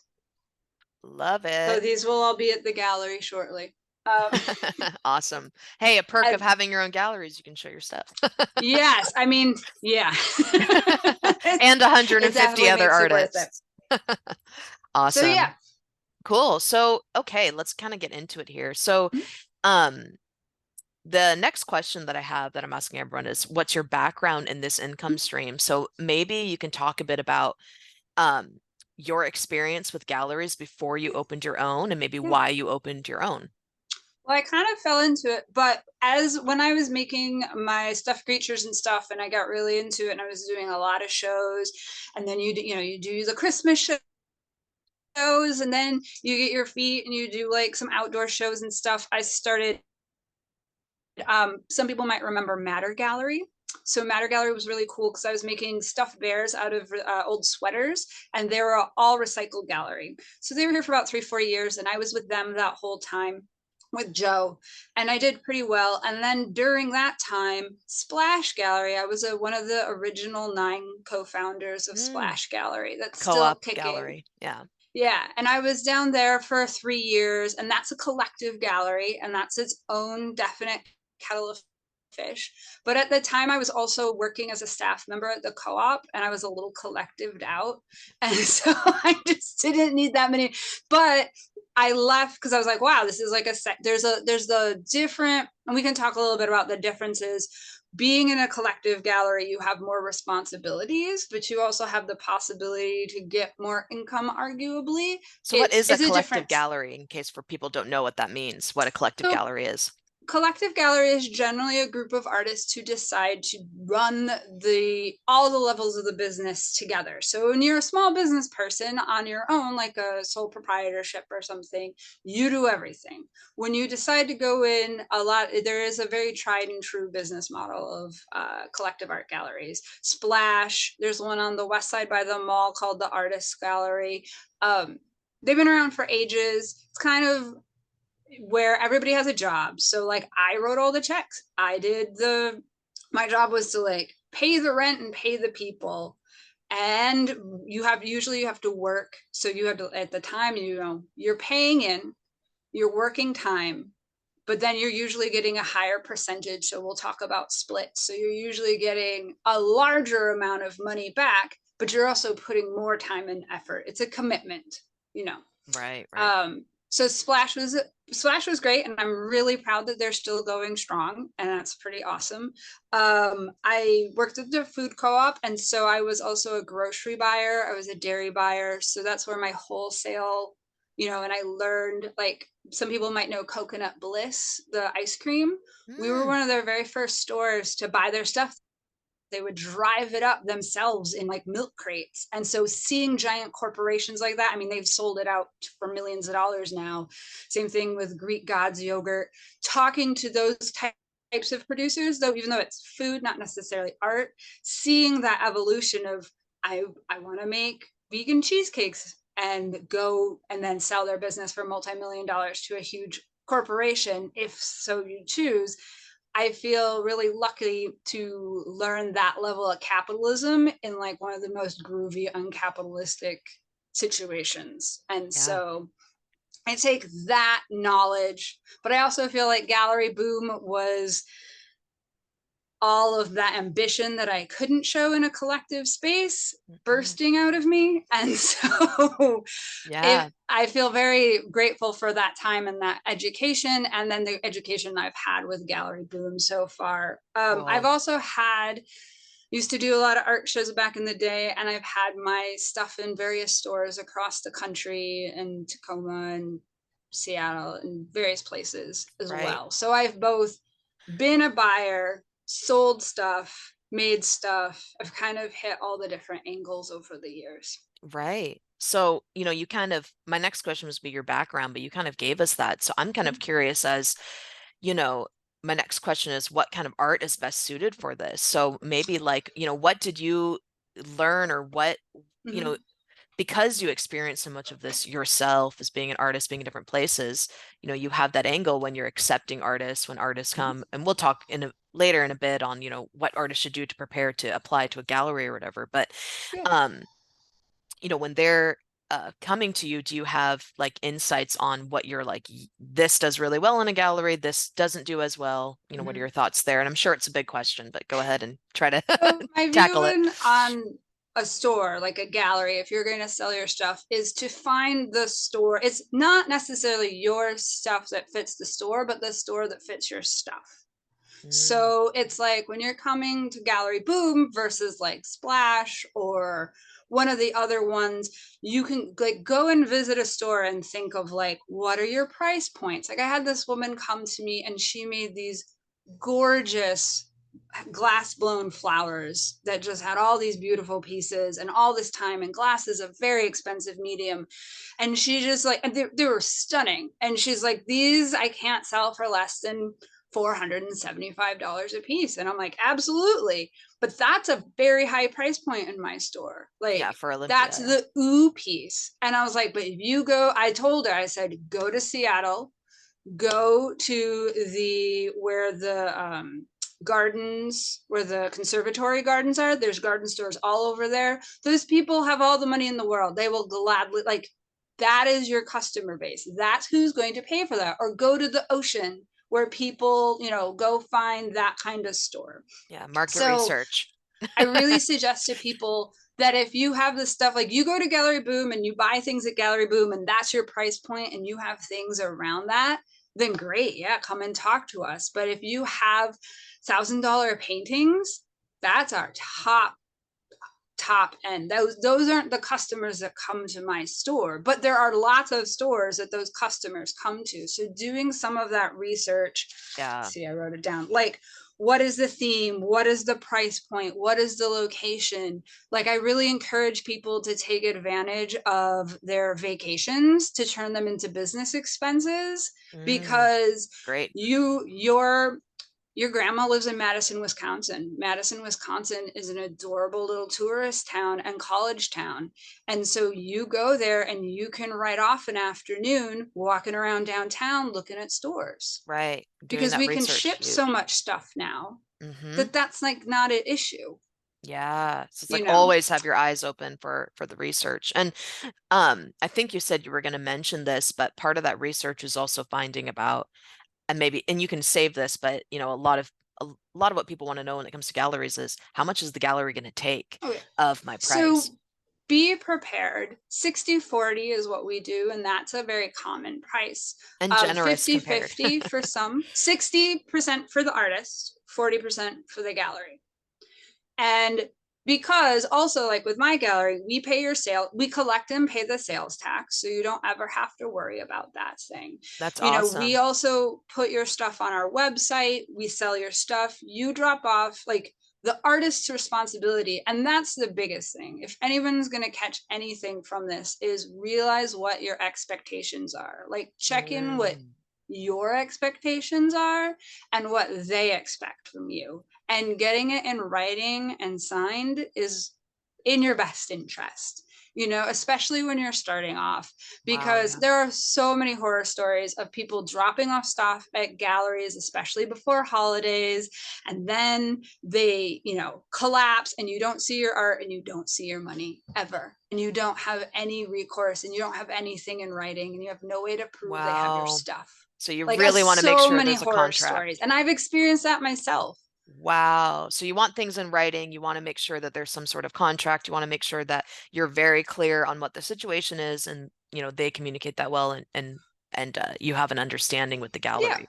Or at Yeah. least be mindful that if you don't have those things, of the risks. Like if you Mm, have items that you're like, oh yeah, I make a bunch of hats, or I'm making so many pots, I don't care. But if you're making big, expensive jewelry pieces, you want to know if that's coming back to you and for how long and who has it and who's responsible.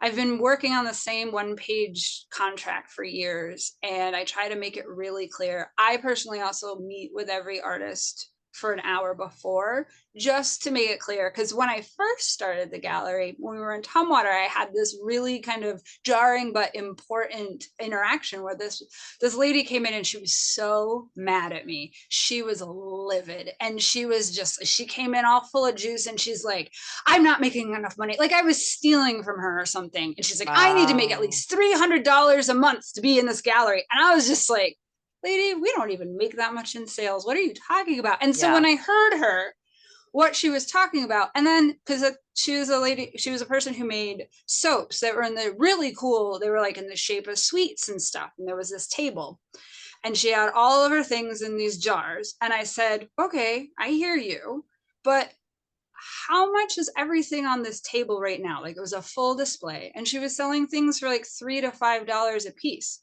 And when we mathed it all up, it was maybe $150. So I looked at her and I said, you want to sell 2 tables worth of stuff every month?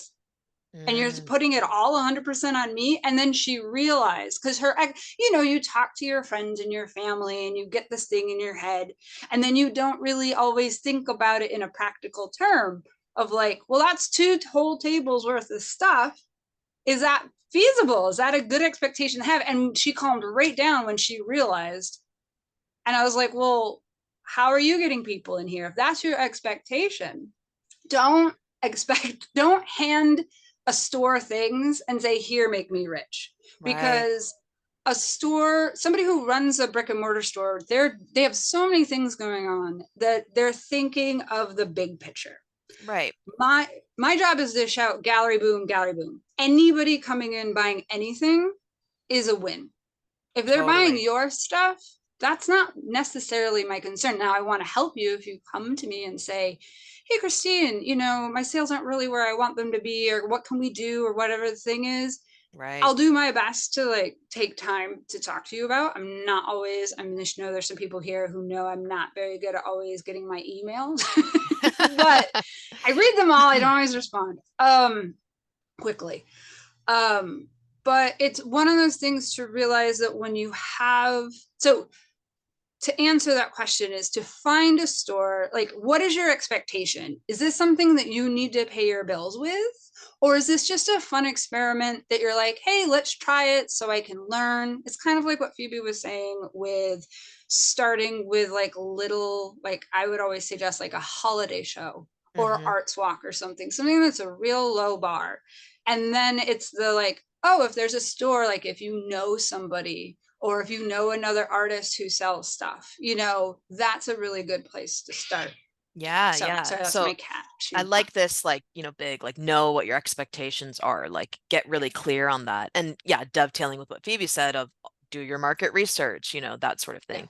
Um, cool. So, okay. So the next question is, um, how much money do artists generally make? So, would you say that, an artist can sustain like, their living costs selling at galleries? Is that common? Is that not common? Of Well, course, depending on totally, depending on what kind of gallery or whatever, it's going to look very different, But I think for most of us here, we're small businesses, we're looking at local galleries versus trying to get into New York or LA or something. So, on average, if you can answer that, or I guess, yeah. what would you say people could expect? So I also just want to quick say about with wholesaling. So with when you're retailing, you need to know what are the what store fits your art. And when you're wholesaling is what art fits that. And I think that to go into the money issue is you kind of, if you're going to be a small business, and especially an artist, you have to have your fingers in a lot of pies and to Totally. make a living. Like what Phoebe was saying, like all the different shows, you'll eventually find your niche and it'll go, but she still held on to some of her stores that she really has connections to. Right. Like I still kind of regret, I should have held on to the 1 or 2 art shows I was still doing where I was getting collectors holding on to my stuffed animals, because that would have been a good extra income base and to keep me in that world and to keep me fresh. And sometimes you have to like invent recipes to make pies to put your fingers in,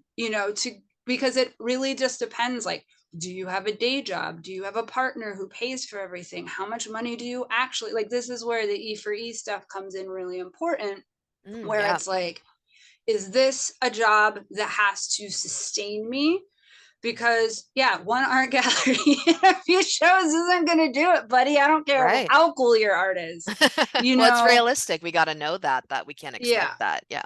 But you got to also be realistic about your time and how you're going to make things. And that's why I also wanted to talk about wholesaling. So when we talked about stickers, so if you're like an illustrator, like if you can make work that's easily reproducible, so you do kits, you have patterns. People sell so many patterns for things, like if your amigurumi patterns or your hat patterns, or I met somebody who makes their living making molds. Like they Cool. sell silicone molds for a living on Etsy and they make good money. So it's finding that little niche. Like when I was making stuffed animals, I found this whole like doll and bear subculture that I didn't really know anything about. And I realized that my normal creatures that were kind of for a little like focused more for everyday wear and use, when I started making ones that were higher end, these people were collecting my little bears for their porcelain dolls, which is an insane concept to me. But I was selling out every single like $70-$90 animal I made, sold them out in that one show. Wow. Which is, It's a and it's, so show. you Yeah. have to kind of figure it out. So anyway, with the wholesaling, so let's just say you're an illustrator and you have these beautiful illustrations. You can, and you're making stickers. The wholesale on something like a sticker, a print, a card, a postcard is pretty great, because you can buy, don't quote me, but you can buy like 50 stickers for $40 and then sell them for $3 to $5 a piece, Right. retail. And then Right. wholesaling, you can, that's half it. So retailing is what you sell for in a retail store. A wholesale is half of that. So I buy your $3 sticker for $1.50. I mark it up and then I sell it for $3 in my store. Now and you go, well, why would I sell my stuff for half? Well, because you get to choose. So like when I buy, this is how I've gotten more into retailing as a gallery owner, especially around stickers. So as Kelsey mentioned on the chat, I did a sticker fest last year at the Armory. And I went to those artists and I said, hey, do you do wholesale? Because that's a way to make 200, 300, 400 bucks in a pop. Because I want Just from 6 of each of your stickers. kinds of stickers. Wow. And you might have 10 different kinds of stickers, and I want 6 of each, and I buy them outright. And I sell them in my store. So you're in my gallery and you get that money right away. Where Wow. consignment is, you provide me with the art, and as I sell it, I pay you. Right. So let's kind of pause to make sure people understand the wholesaling and Yeah. consignment. So Mhm. wholesaling is you go, okay, I have this product, I'm selling it to Christine for $1.50. We're just going to use that example.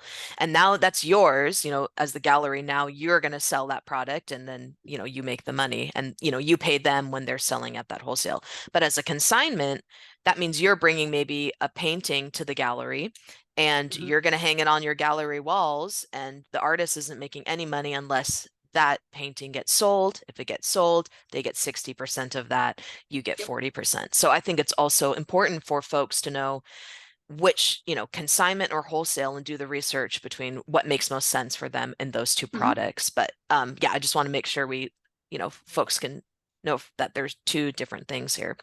Yes. And what items? So I have artists who do both, like there's people Right. I buy from with both where they bring in their gorgeous originals because I kind of call it the money triangle. And you want to think about as a triangle, the bottom line is going to be your bread and butter and your big thing. So that could be your stickers and cards, that could be your arm warmers, that could be your Prints. earrings, that could be whatever is the thing that you are like, that's what's going to pay the bills. It could be a slow show, but you're going to make your booth be selling that, selling those stickers, selling those things, selling that whatever. And as you go up the triangle, the price goes higher, but the number of things. So when artists are like, what do I bring to the gallery? I'm like, bring what you're going to sell. Because I also have, it's $25 a month plus 60/40, because we provide all these other things where we're taking pictures, we're putting it online, we provide Right. a digital and a physical space. So there's this extra fee. So I'm like, hey, you want to bring in stuff that over the course of the year, because I also have a year contract. So this is a thing to think about. Like Phoebe was mentioning a lot about shows go up and down and doing your research. Usually when you're going to consign with somewhere, it's a long haul, it's a year, it's 6 months. It's not worth the store, it's not worth the store holding your stuff for a few months about the amount of work they put your things into. Totally. So it's like having it there for a year. You have the retail year. So like right now we're at the bottom. Hmm. January, the first 2 weeks of January are kind of coming down from the high of the holidays, and Hmm. people usually will buy uh, the things they didn't get for Christmas, or they'll use the money that they saw. They're like, oh my gosh, like that's when I'll get a lot of sales for like $500 paintings, $700 sculptures, because they felt guilty from like October to November or December to buy that thing for themselves, and nobody got it for them. So in January, they come and buy it. Hmm. Or people have friends and family in for the holidays, so they'll come in, and then it just craters. Right. February, March, and then you start kind of going up with like Easter, Mother's Day, Father's Day, and then depending, unfortunately, Olympia is not a tourist town. Like we just aren't. And so we don't get the same kind of spike that some places get in the summer. It actually will dip depending, and you have So, to kind of be creative as right. a retailer, but it depends. So again, market And research, what's going on in yep, your area? What does that look like? Um, okay, because if you're any on the ocean, it's a different, it's a huge spike in the summer and then a crash, but totally. generally of the year, it kind of goes up, gets there, and then you get a little dip around like when people go back to school. And then starting basically at Halloween, it goes whoop until Yeah. Christmas and then crashes back down again. Yeah, And that's definitely. just being mindful that that's the general retail year. So when people come at me in March and they're like, the sales, I was like, what did you buy in March? Like, who was buying things in March? Yeah. So, awesome. So I think kind of the general is it depends on what your price point is, how much money you're going to make. It depends on how many places you're in. That with galleries, it's maybe not as straightforward, but it sounds the same kind of thing to do, to plan, expect what's going to happen in the season, do your market research to understand what's going to happen. Um, so I want to definitely give ourselves time to talk about like how can folks get started? Like what do you need to prepare to approach a gallery? Do you need to have website? Do you need to have a price list? Like what do people, and maybe, if you can answer this too, just in general, usually for galleries, like, gallery boom, but also beyond, of what Right. usually should people prepare? Well, it's very different depending on each gallery. That's why knowing the store you're going to approach, asking questions, going in there saying, hey, do you do consignment? And who's the person? Like just being chill. Like some people are very forward. Like, I don't take business cards and you have to contact me. I will not contact you. I have too much going on. And just Yeah, understanding that most people who run stores aren't going to go, you might have beautiful paintings, but you need to contact me. And that's how things work. But asking generally somebody who's at the desk, like, how does things work? And just being cool and chill yeah. about it, you'll get the skinny and listen to what they say. Yeah. because like if I'm just at the gallery there doing gallery business and somebody kind of is like, oh, how do I do this? And I don't have the time, I'm going to be a little more short with you than I want to be. Like part of doing this business is I love talking to artists and I love looking at art and I love hearing about it. But if I'm there like pricing stuff and moving things and there's a leak in my ceiling, like I don't Yeah. have time to be there. So being mindful of that and making the appointment will get you like in a million places. And I personally feel that you don't necessarily have to make like spend money to be there, but understand what they need. Like Yeah. you want to have your pieces ready. If you have paintings, they need to be wired correctly and Mm, learn what wiring, like ready to sell ready to with sell. your information on it. Because unlike being at a show, or like Phoebe can stand there and say, hey, this is made out of this and this is going on and these are hypoallergenic and I found this talon at the place or whatever. You're not there to stand there and At a tell people gallery. about your Yeah. art. So Yeah. packaging, even if it's just something like handwritten and tied to a piece, like you don't have to buy business cards, you don't have to buy fancy packaging and labeling off the bat, but It does help most at of your stuff that is point. Yeah. gifts. Yeah, Yeah. and so if I get this really cool scarf but I want to buy another one, well, where do I do that? Like, Right. how do I get a hold of you? What's your information? What's the name of your business? What's your Mm. website? What's your Etsy? What's your So any of that? yeah, It having could some just be sort a of, phone number. yeah, Like it artist could just be a name and information. a phone number. It could be or just an email address. So like my personal business cards just have the name and an email address. Like Yeah. because That, if somebody likes your stuff, they'll get a hold of you. Because if you go to a place back to like, oh, well, I bought it at Gallery Boom, but they want to see more of your stuff, you could show up any of my cashiers. I'm the only person, which I have a silly memory. You could point to any piece of art and I could tell you who made it, but I'm the only one crazy enough to know that information. so you Like, want and to, I'm so you not kind of there have to that like often. self-advocate for yourself to go, okay, if You I'm going to have drop to. off this collection of work, I want to make sure that every work has the title, that every work has my contact, my name. I mean, I know some artists even have, even if on your printer you want to type Yep. in Word, just like, my name is, I'm just going to use myself as an example, Erica, and I live in Olympia. And the reason I create works that, and you can give, more info if you want. And A lot um, of prints now have that, like on the you back, put that on the back of the prints or the painting or the little certificate, but it can be as involved or as uninvolved. But I totally, suggest to everyone that at least on the piece there's a way a for somebody tag to or, know who you are and how to get a hold of you. right. And And then it has to be like ready to sell. Like, is ready it to sell. finished? I get so many beautiful pieces of art and they're just like a piece of paper, and I'm like, how am I going to put this on a wall? How do I Right. Yep. show this? Why is someone Totally. just going to buy a piece of paper? Totally. I think too, before I did this awesome work that I get to do, I worked at some galleries and oftentimes people would come and go, what should I price this? And, the gallery doesn't have time for that. That's up to you. You want to make sure you do that research. And, you know, depending on the owner, they might be generous enough to give you some insights. But I think it's important that, don't expect the gallery to tell you how much you should price your work. You should know, Yeah. you should go into it knowing what You your prices can, are. mhm. You should also really, so what I tell everybody about pricing, because, there's, we all know the formulas, we all know the things. You really need to know the market. So Hmm. we live in Olympia. Like people will come at me and they'll be like, this is a $3,000 painting. And I'll go, it absolutely is, but you're not in this town. Like you're not going to get it here. Or you go to childhood, like they've been Yeah. there for 50 years. They're known as that space. That's where those get sold. If you don't know where that market is, like Gallery Boom, we top out around $800. Yeah.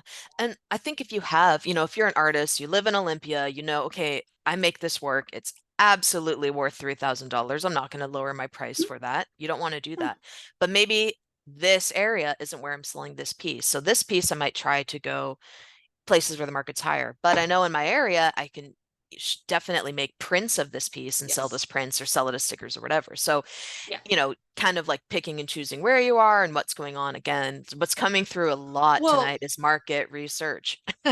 yeah, and if you're making pieces that are at that level, like putting in the effort. Like there's a guy who does gorgeous, he decided that his business that he started in his house was doing gorgeous art reproduction prints, like pristine, the most beautiful prints I've seen in a long time. And he works with the artist, he has all these gorgeous printers in his house.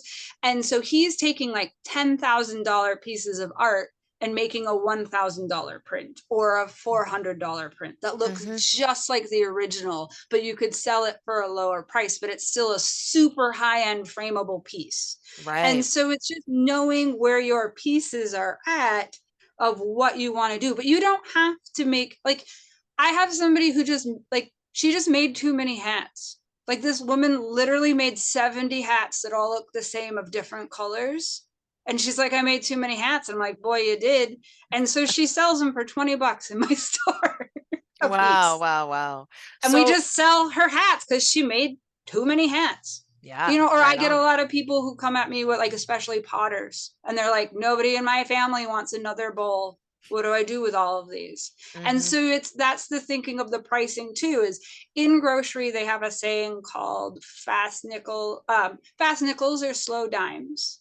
And so Mm. that means, like, do you want to sell 100 items at $10 or 5 items at $100? And Mm-hmm. that's just your, like, you get to decide these things. Like, that's the thing too when I talk to people about wholesaling that freaks them out, because I'll have people be like, well, I don't want to make 100 bracelets, and I'm like, wow, where did you get an order for 100 bracelets magically? Like, wow, like, are you going to turn that money down? I was like, but Yeah, you get to decide what the item amounts are, what the, like, I think it's so easy. This is something that Enterprise for Equity really helps with too. And just having these kinds of conversations, is it's so easy. Like, we're already artists. We're already learning our craft.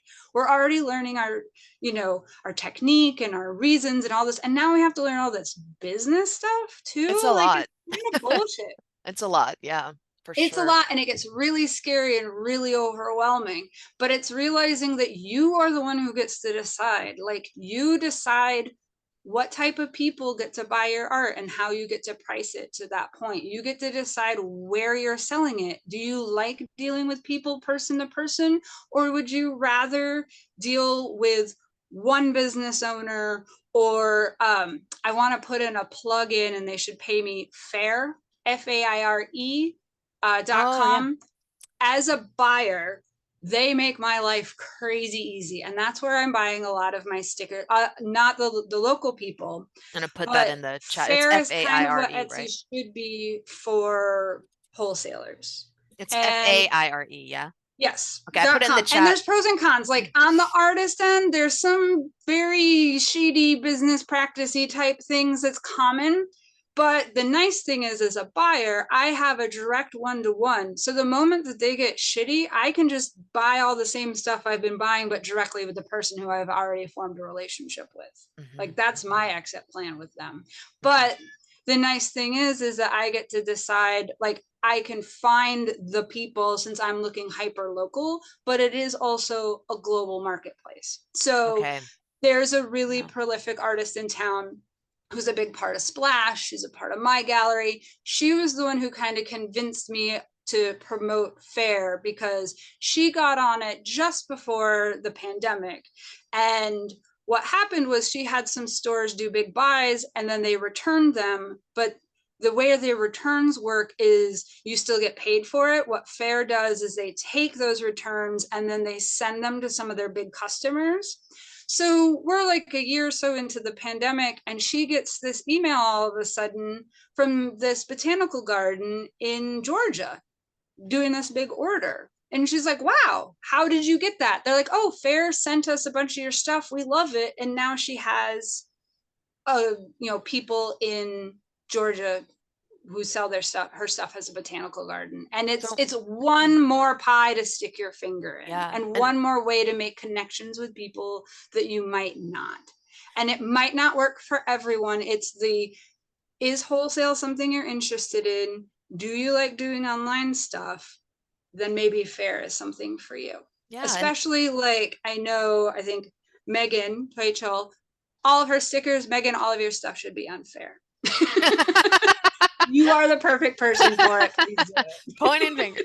I love it. But it really sounds like, from the individual artist's perspective, I mean, obviously we know the market research and doing that, but also thinking about just your energy, like the fact that, okay, I'm going to bring this to this gallery and now I made my piece, I gave it to them, and okay, I might not be making enough to fully support myself, but guess what? They're doing marketing for me, they're advertising for me. Like it also saves artists energy, I think, going to stores or galleries. And so Yes. that also might be a factor for deciding, is this an income stream for me? Is the fact that it kind of comes with this extra, whereas at gallery markets, it's like all on you. So I think that's a good thing to consider for folks. Yes, you also need to consider, yes, the store's marketing the store. Like the people in my gallery who do the absolute best are the people who know their people, know their markets, have their social media, have their mailing lists. I mean, you don't have to be an online whiz to do this. Some of my older ladies, they send out postcards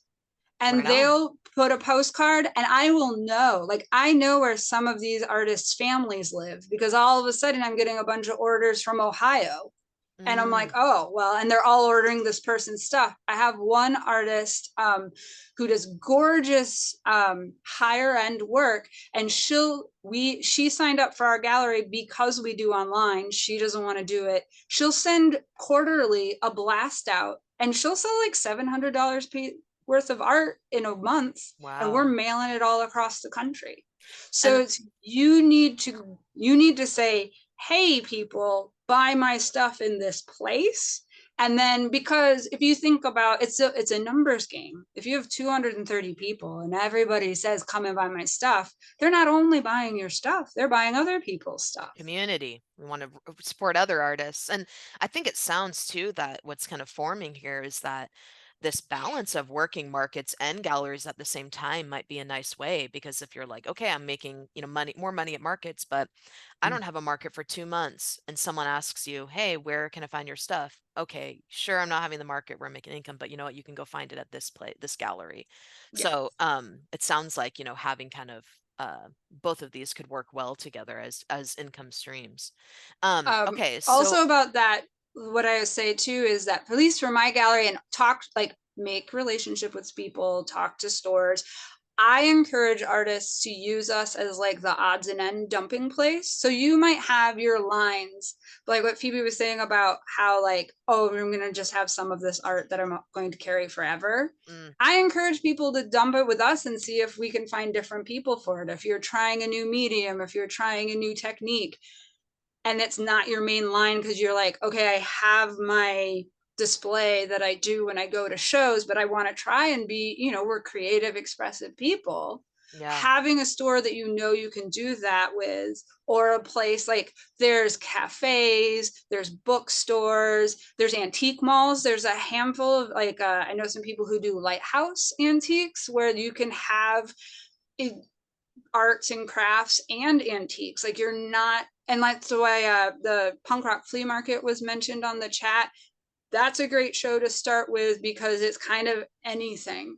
And so yeah, you don't have, that's a good way to kind of like see what people are into to put your energies and your efforts.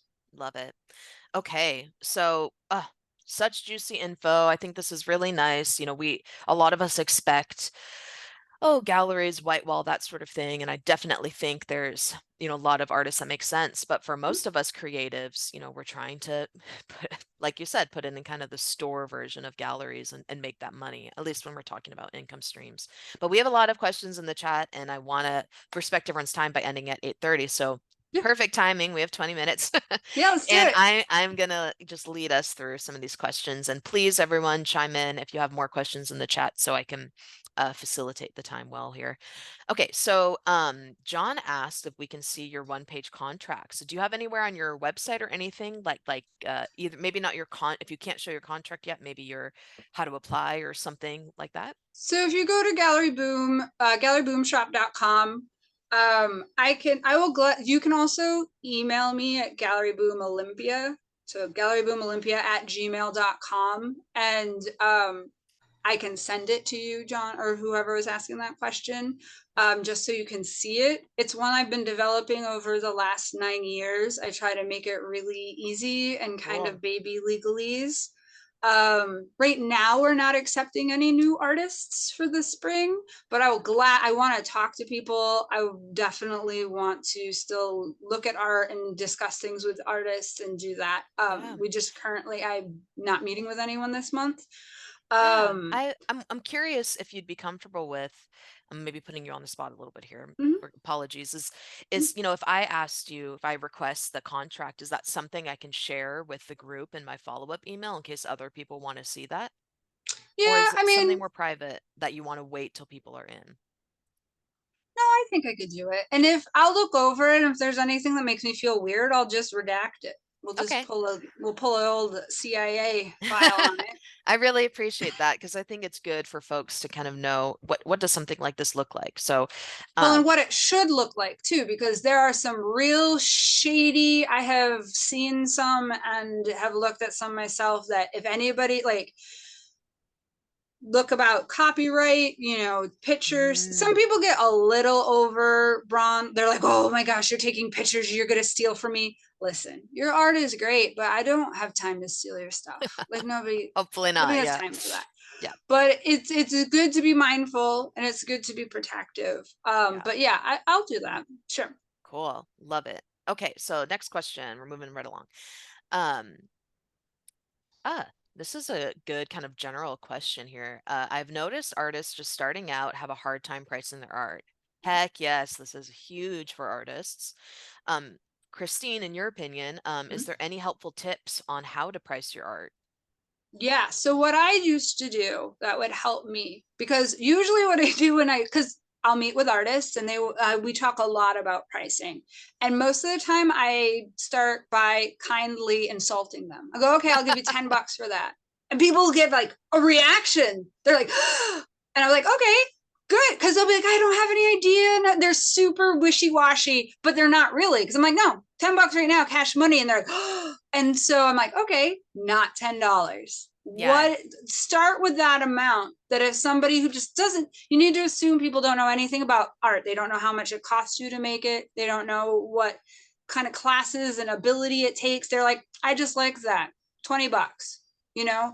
And so if you're like, $20, oh, I don't know. Or you're like, no, that gives you at least that floor to work like how from, you're reacting is like, that visceral yeah, reaction. Because let me tell you, when I hear from people, well, when your mom, your partner, your family, people who love you tell you something is worth X amount of money, when I'm feeling snarky, I go, oh, what art gallery do they own? How much art do they sell professionally?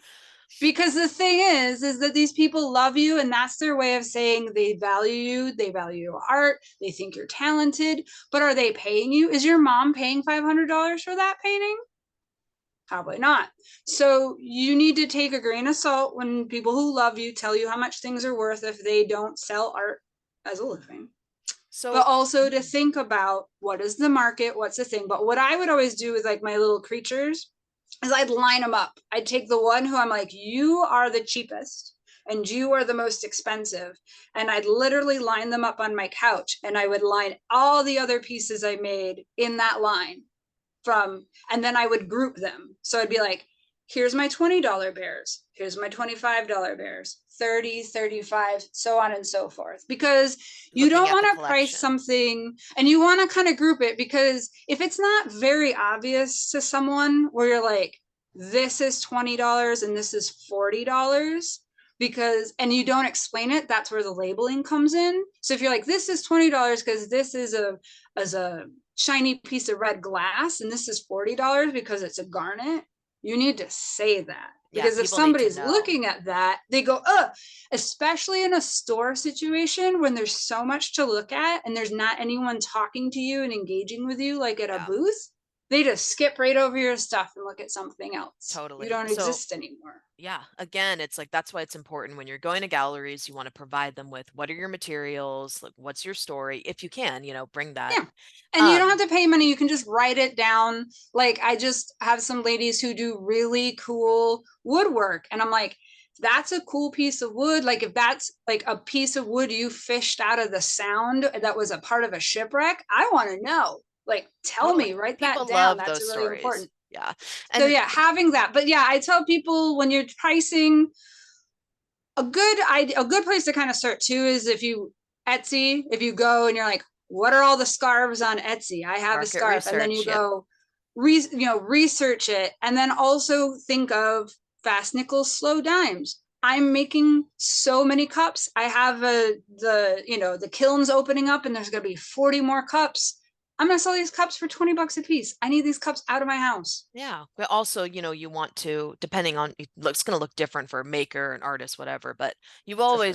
always, I mean, it might be no dub, but maybe it's not no dub, but you always want to keep in mind how much did it cost, the materials, and how long did it take you to do? And Point. that might not always work You will out never get well. paid for your time. If you want to get paid for your Right. time, go get an hourly job.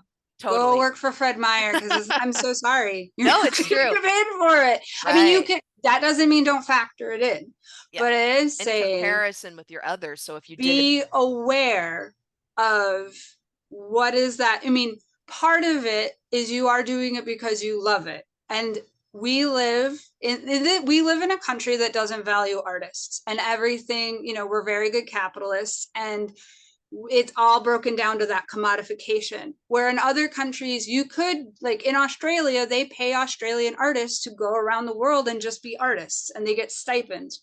We don't live in that world. We live in a very free market economy kind of land, and so we have to adjust accordingly. right. And so that's why, if you can buy your materials wholesale, that's why it's awesome to have a business license, because you can use that business license to buy bolts of fabric, clay, canvases, paint. Go onto websites. A lot of people don't realize that if you have a specific brand, like if there's a certain kind of paintbrushes you love, or Dick Blick art or something like that, you have a business license, you can maybe get an account, or at the very least a Mm, discount, by love it. buying wholesale. And that So, will bring all your accounts down. So if you're a painter or an illustrator and you love this one kind of pen, you can budget, see when their sales are, see when the coupons are, see if you get a discount. Because it's a lot of that is, especially with wholesale, is the more you buy, the cheaper it is. So maybe once a year you do a huge, after Christmas, every January, you turn around and you do a big buy of all of your materials for the year, and you save half as much. so And there you go. right. So it's really about looking at your art business holistically. What are all of my costs? What's everything that's going on versus what did this specific piece need or whatever? Because So that's a yeah, big mhm. yeah, you That's want a it. big part of pricing, because people will come at me and go, well, I bought all of these beads, and I'm like, yeah, but the price of those beads you paid retail for. And so you might not necessarily, for this item, if like you're making things people aren't necessarily buying, you might not get that retail price back of your materials, Yeah, not including your time and your effort, because you should value your ability and your knowledge. That is valuable, but you also totally. have to be mindful of the market and what people want to spend on the things you are making. Totally. Okay, we have 10 minutes and maybe three more questions, so I just want to Yeah. give you that. Um, this is all awesome. Okay, so one of these questions says, could it work to sell personalized items on consignment with samples of options? Yes and no, because the issue is then you're paying for space of things people aren't going to buy unless their name is Sarah or Samantha or something. So it's better, I think, to, like, you can have a card and you can have examples, but your marketing, you being online, you doing those other things, you being at shows might get you those orders. Also, when you're selling through a store, depending on each individual gallery or store, they might want a cut of your commissions. I don't, but some places, if you get the business through them, you're getting your cut. So again, good to do So your research and know your you need to be expectations. mindful if they're cool with that or if not. There's some places that won't even let you drop off commissions that don't run through the place at the store, which I think is foolish, but every space is their own. To me, anybody knowing where you are to buy, like, I encourage artists that if they have a commission and they want to drop it off at the gallery, then that's a customer who I know who wants to buy art is in my gallery. Yeah. But you need to be mindful, like, you can have that, but okay, what does the order form look like? Are they going through you? Are they going through the store? What if that gets lost? It's not going directly to you. There's so many more logistics when you do something like that, Mm-hmm. that it could be done, but you need to sit down and talk about it with the store owner, with the gallery owner, Got with it. whatever. Yeah. If your business is customization, that's a tricky one to do. Yeah. Cool. I have one question from Austin Davis, but I'm gonna not let you answer it because it's Olympia focused, and knowing Austin and knowing you, I think you two could have a bigger conversation about this. So Austin, email Christine that question. It's just about kind of tourism in Olympia. So I'm gonna Yeah, save I that. saw it. I'm gonna save It's a that because long conversation. exactly. And since a lot of folks here aren't from the Olympia area, I want to skip that and keep going. But I definitely encourage you two to have that convo because I know you two would have a lot to say. Okay, so let's go to the next one. How does one find a person who makes art prints? Do we ask galleries if they know anyone? Do we get to print stores? So this is asking question like, how do I make prints of my work? And there's Yeah, online and well, there's just local, so but you need to think of quality of the prints. Asking quality. other artists is always good. Asking this group who do they get their prints through is good. I have, I forget his name right now. If you come to the art gallery, we have some flyers of the guy I was referencing who does gorgeous, gorgeous prints. He's definitely high end. Um, there are other artists who know where the lower end, some people, so it depends. At this point, the printing technology and the printers and getting ink is so much more affordable. That's why stickers are so popular. Mm, There's people who are making their own sticker. I know a kid who makes more money than me in a year, who has hundreds of thousands of followers online and makes a living making stickers in their living room, yeah, and yeah. so because of the printing technology. So sometimes depending on what you want and how much you're selling and what your like goals are, buying a beautiful printer. I know an artist who has a gorgeous printer and she prints Mm, all of her own prints, all of her own cards. She makes mugs, she makes keychains, she makes coasters, all of wow. her own stuff. And so it just depends where you are in that level. So all that to say, off the top of my head, I do not know. Come into the gallery and then ask other artists. Yes. And sometimes like I always tell clients of mine, like if you can find local, if you can find someone local doing it, or you can find a company that's doing it sustainably, like, Oh, don't just settle on the first thing you find. There's a lot you can see there, and you want to make sure you're getting prints from something that aligns with you well. one I do really suggest is moo.com, like the cow goes moo, moo.com, because they have really high quality paper, really nice ink, and they do postcards. But the postcards can be turned into prints and used as prints really easily. You don't have to put anything on the back. And they'd have a thing called infinity print. So you can buy 50 postcards and each one has a different image on it. Very cool. And I put Yeah. moo.com in the chat, and then Phoebe They should responded and pay said they me use it too. money because I suggest them all the time. They're Okay. famous for their like square business cards, and then like the really skinny business cards were really Mm, popular for a while. mm-hmm. But I have a friend who's a watercolorist and does all the big cons and does the big shows and travels around the country for her living. And she's so picky and she uses Moo. Wow. Awesome. Okay. So I have one last question that the person said that this might be a question for Phoebe too. So what I'm going to do is ask it and have both of you, if you want to give like your minute and a half response to what you think, because this is a bigger question and this is something that Enterprise for Equity can help folks with. But this question that I think is on a lot of people's minds beyond the money part is just um do you need to have your own liability insurance for markets, and I'll say, or for galleries, or can you pay a fee and fall under the markets and or galleries liability insurance? So talk just your quick spiel Yeah. on insurance. So this is the reason why I'm working with the city, is because the liability. So the reason there is an art market with the Arts Walk this year or the last few years is because Gallery Boom is willing to hold the insurance. And So I've some worked that galleries out will with my hold people. it for you. So you want to find that out when you do your expectations. Well, so here's the thing is if a show, well, so I'll just speak for galleries. Most galleries will not, I hold insurance for the building. If the building burns down and your art is in it, we'll do the insurance math and all that stuff. If something gets broken, it's broken. If it's like, if your work is precious to you and you want to have it, you need to hold that insurance yourself. And there Got is it. a company called ACT insurance that does specifically for artists and shows, and you can get it for a day. Cool. You have to be mindful, and Phoebe can speak to this more. I've read in some insurances where they won't insure jewelry artists because it's such a swipeable thing.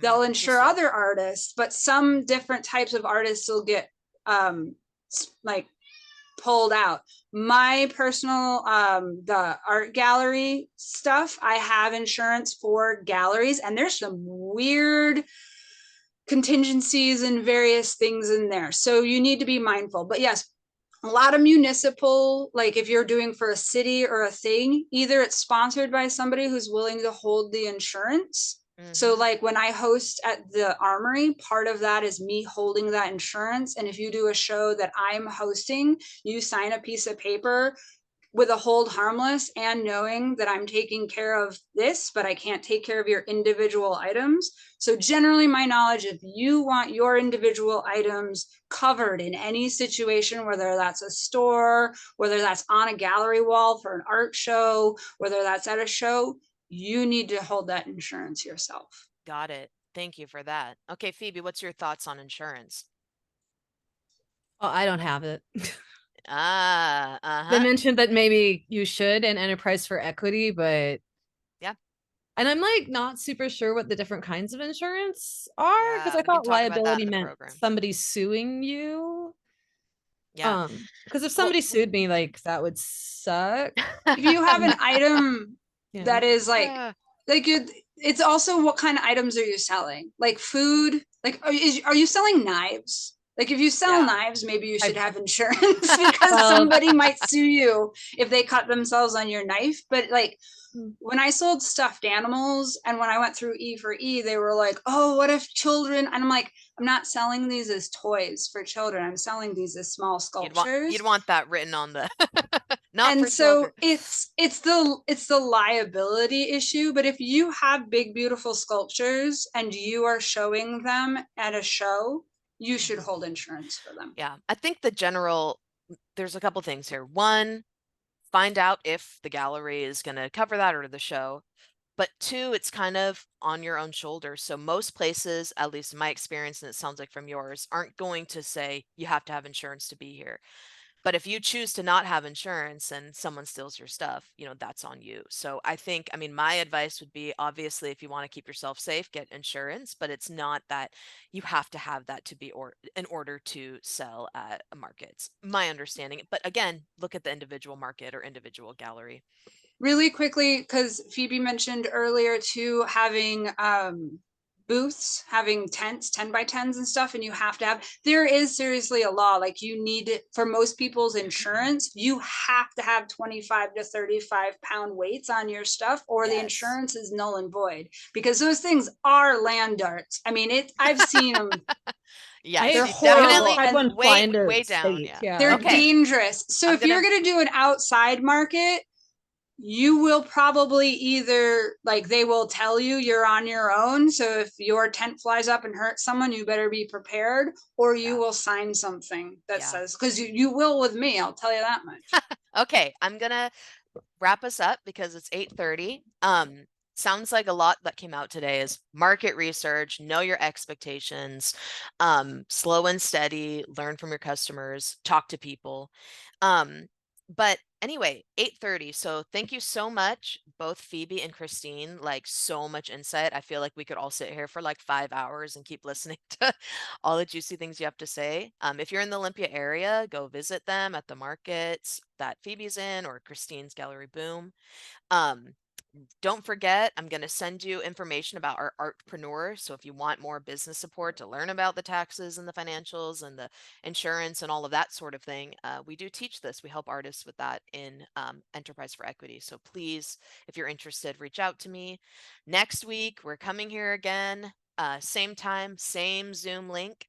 And we're going to be go into the next topics, which are going to be online and in-person retail sales. So a little bit of crossover there, but different perspective. And also, we're going to be talking about grants, which I know is a huge one that artists are overwhelmed by. And I know that Michaela actually has a handout for everyone for that, which I think could help everyone with all of these income streams. So know that that's coming. I'm just looking into the chat to make sure there's awesome. Learned a lot. Thank you. Awesome. Everyone, thank you so much. I'll see you next week. Christine and Phoebe, y'all rock. Go support their businesses. They're both awesome. And I hope to see everybody next week. Thank you. Bye. More E for E staff. Bye, everyone.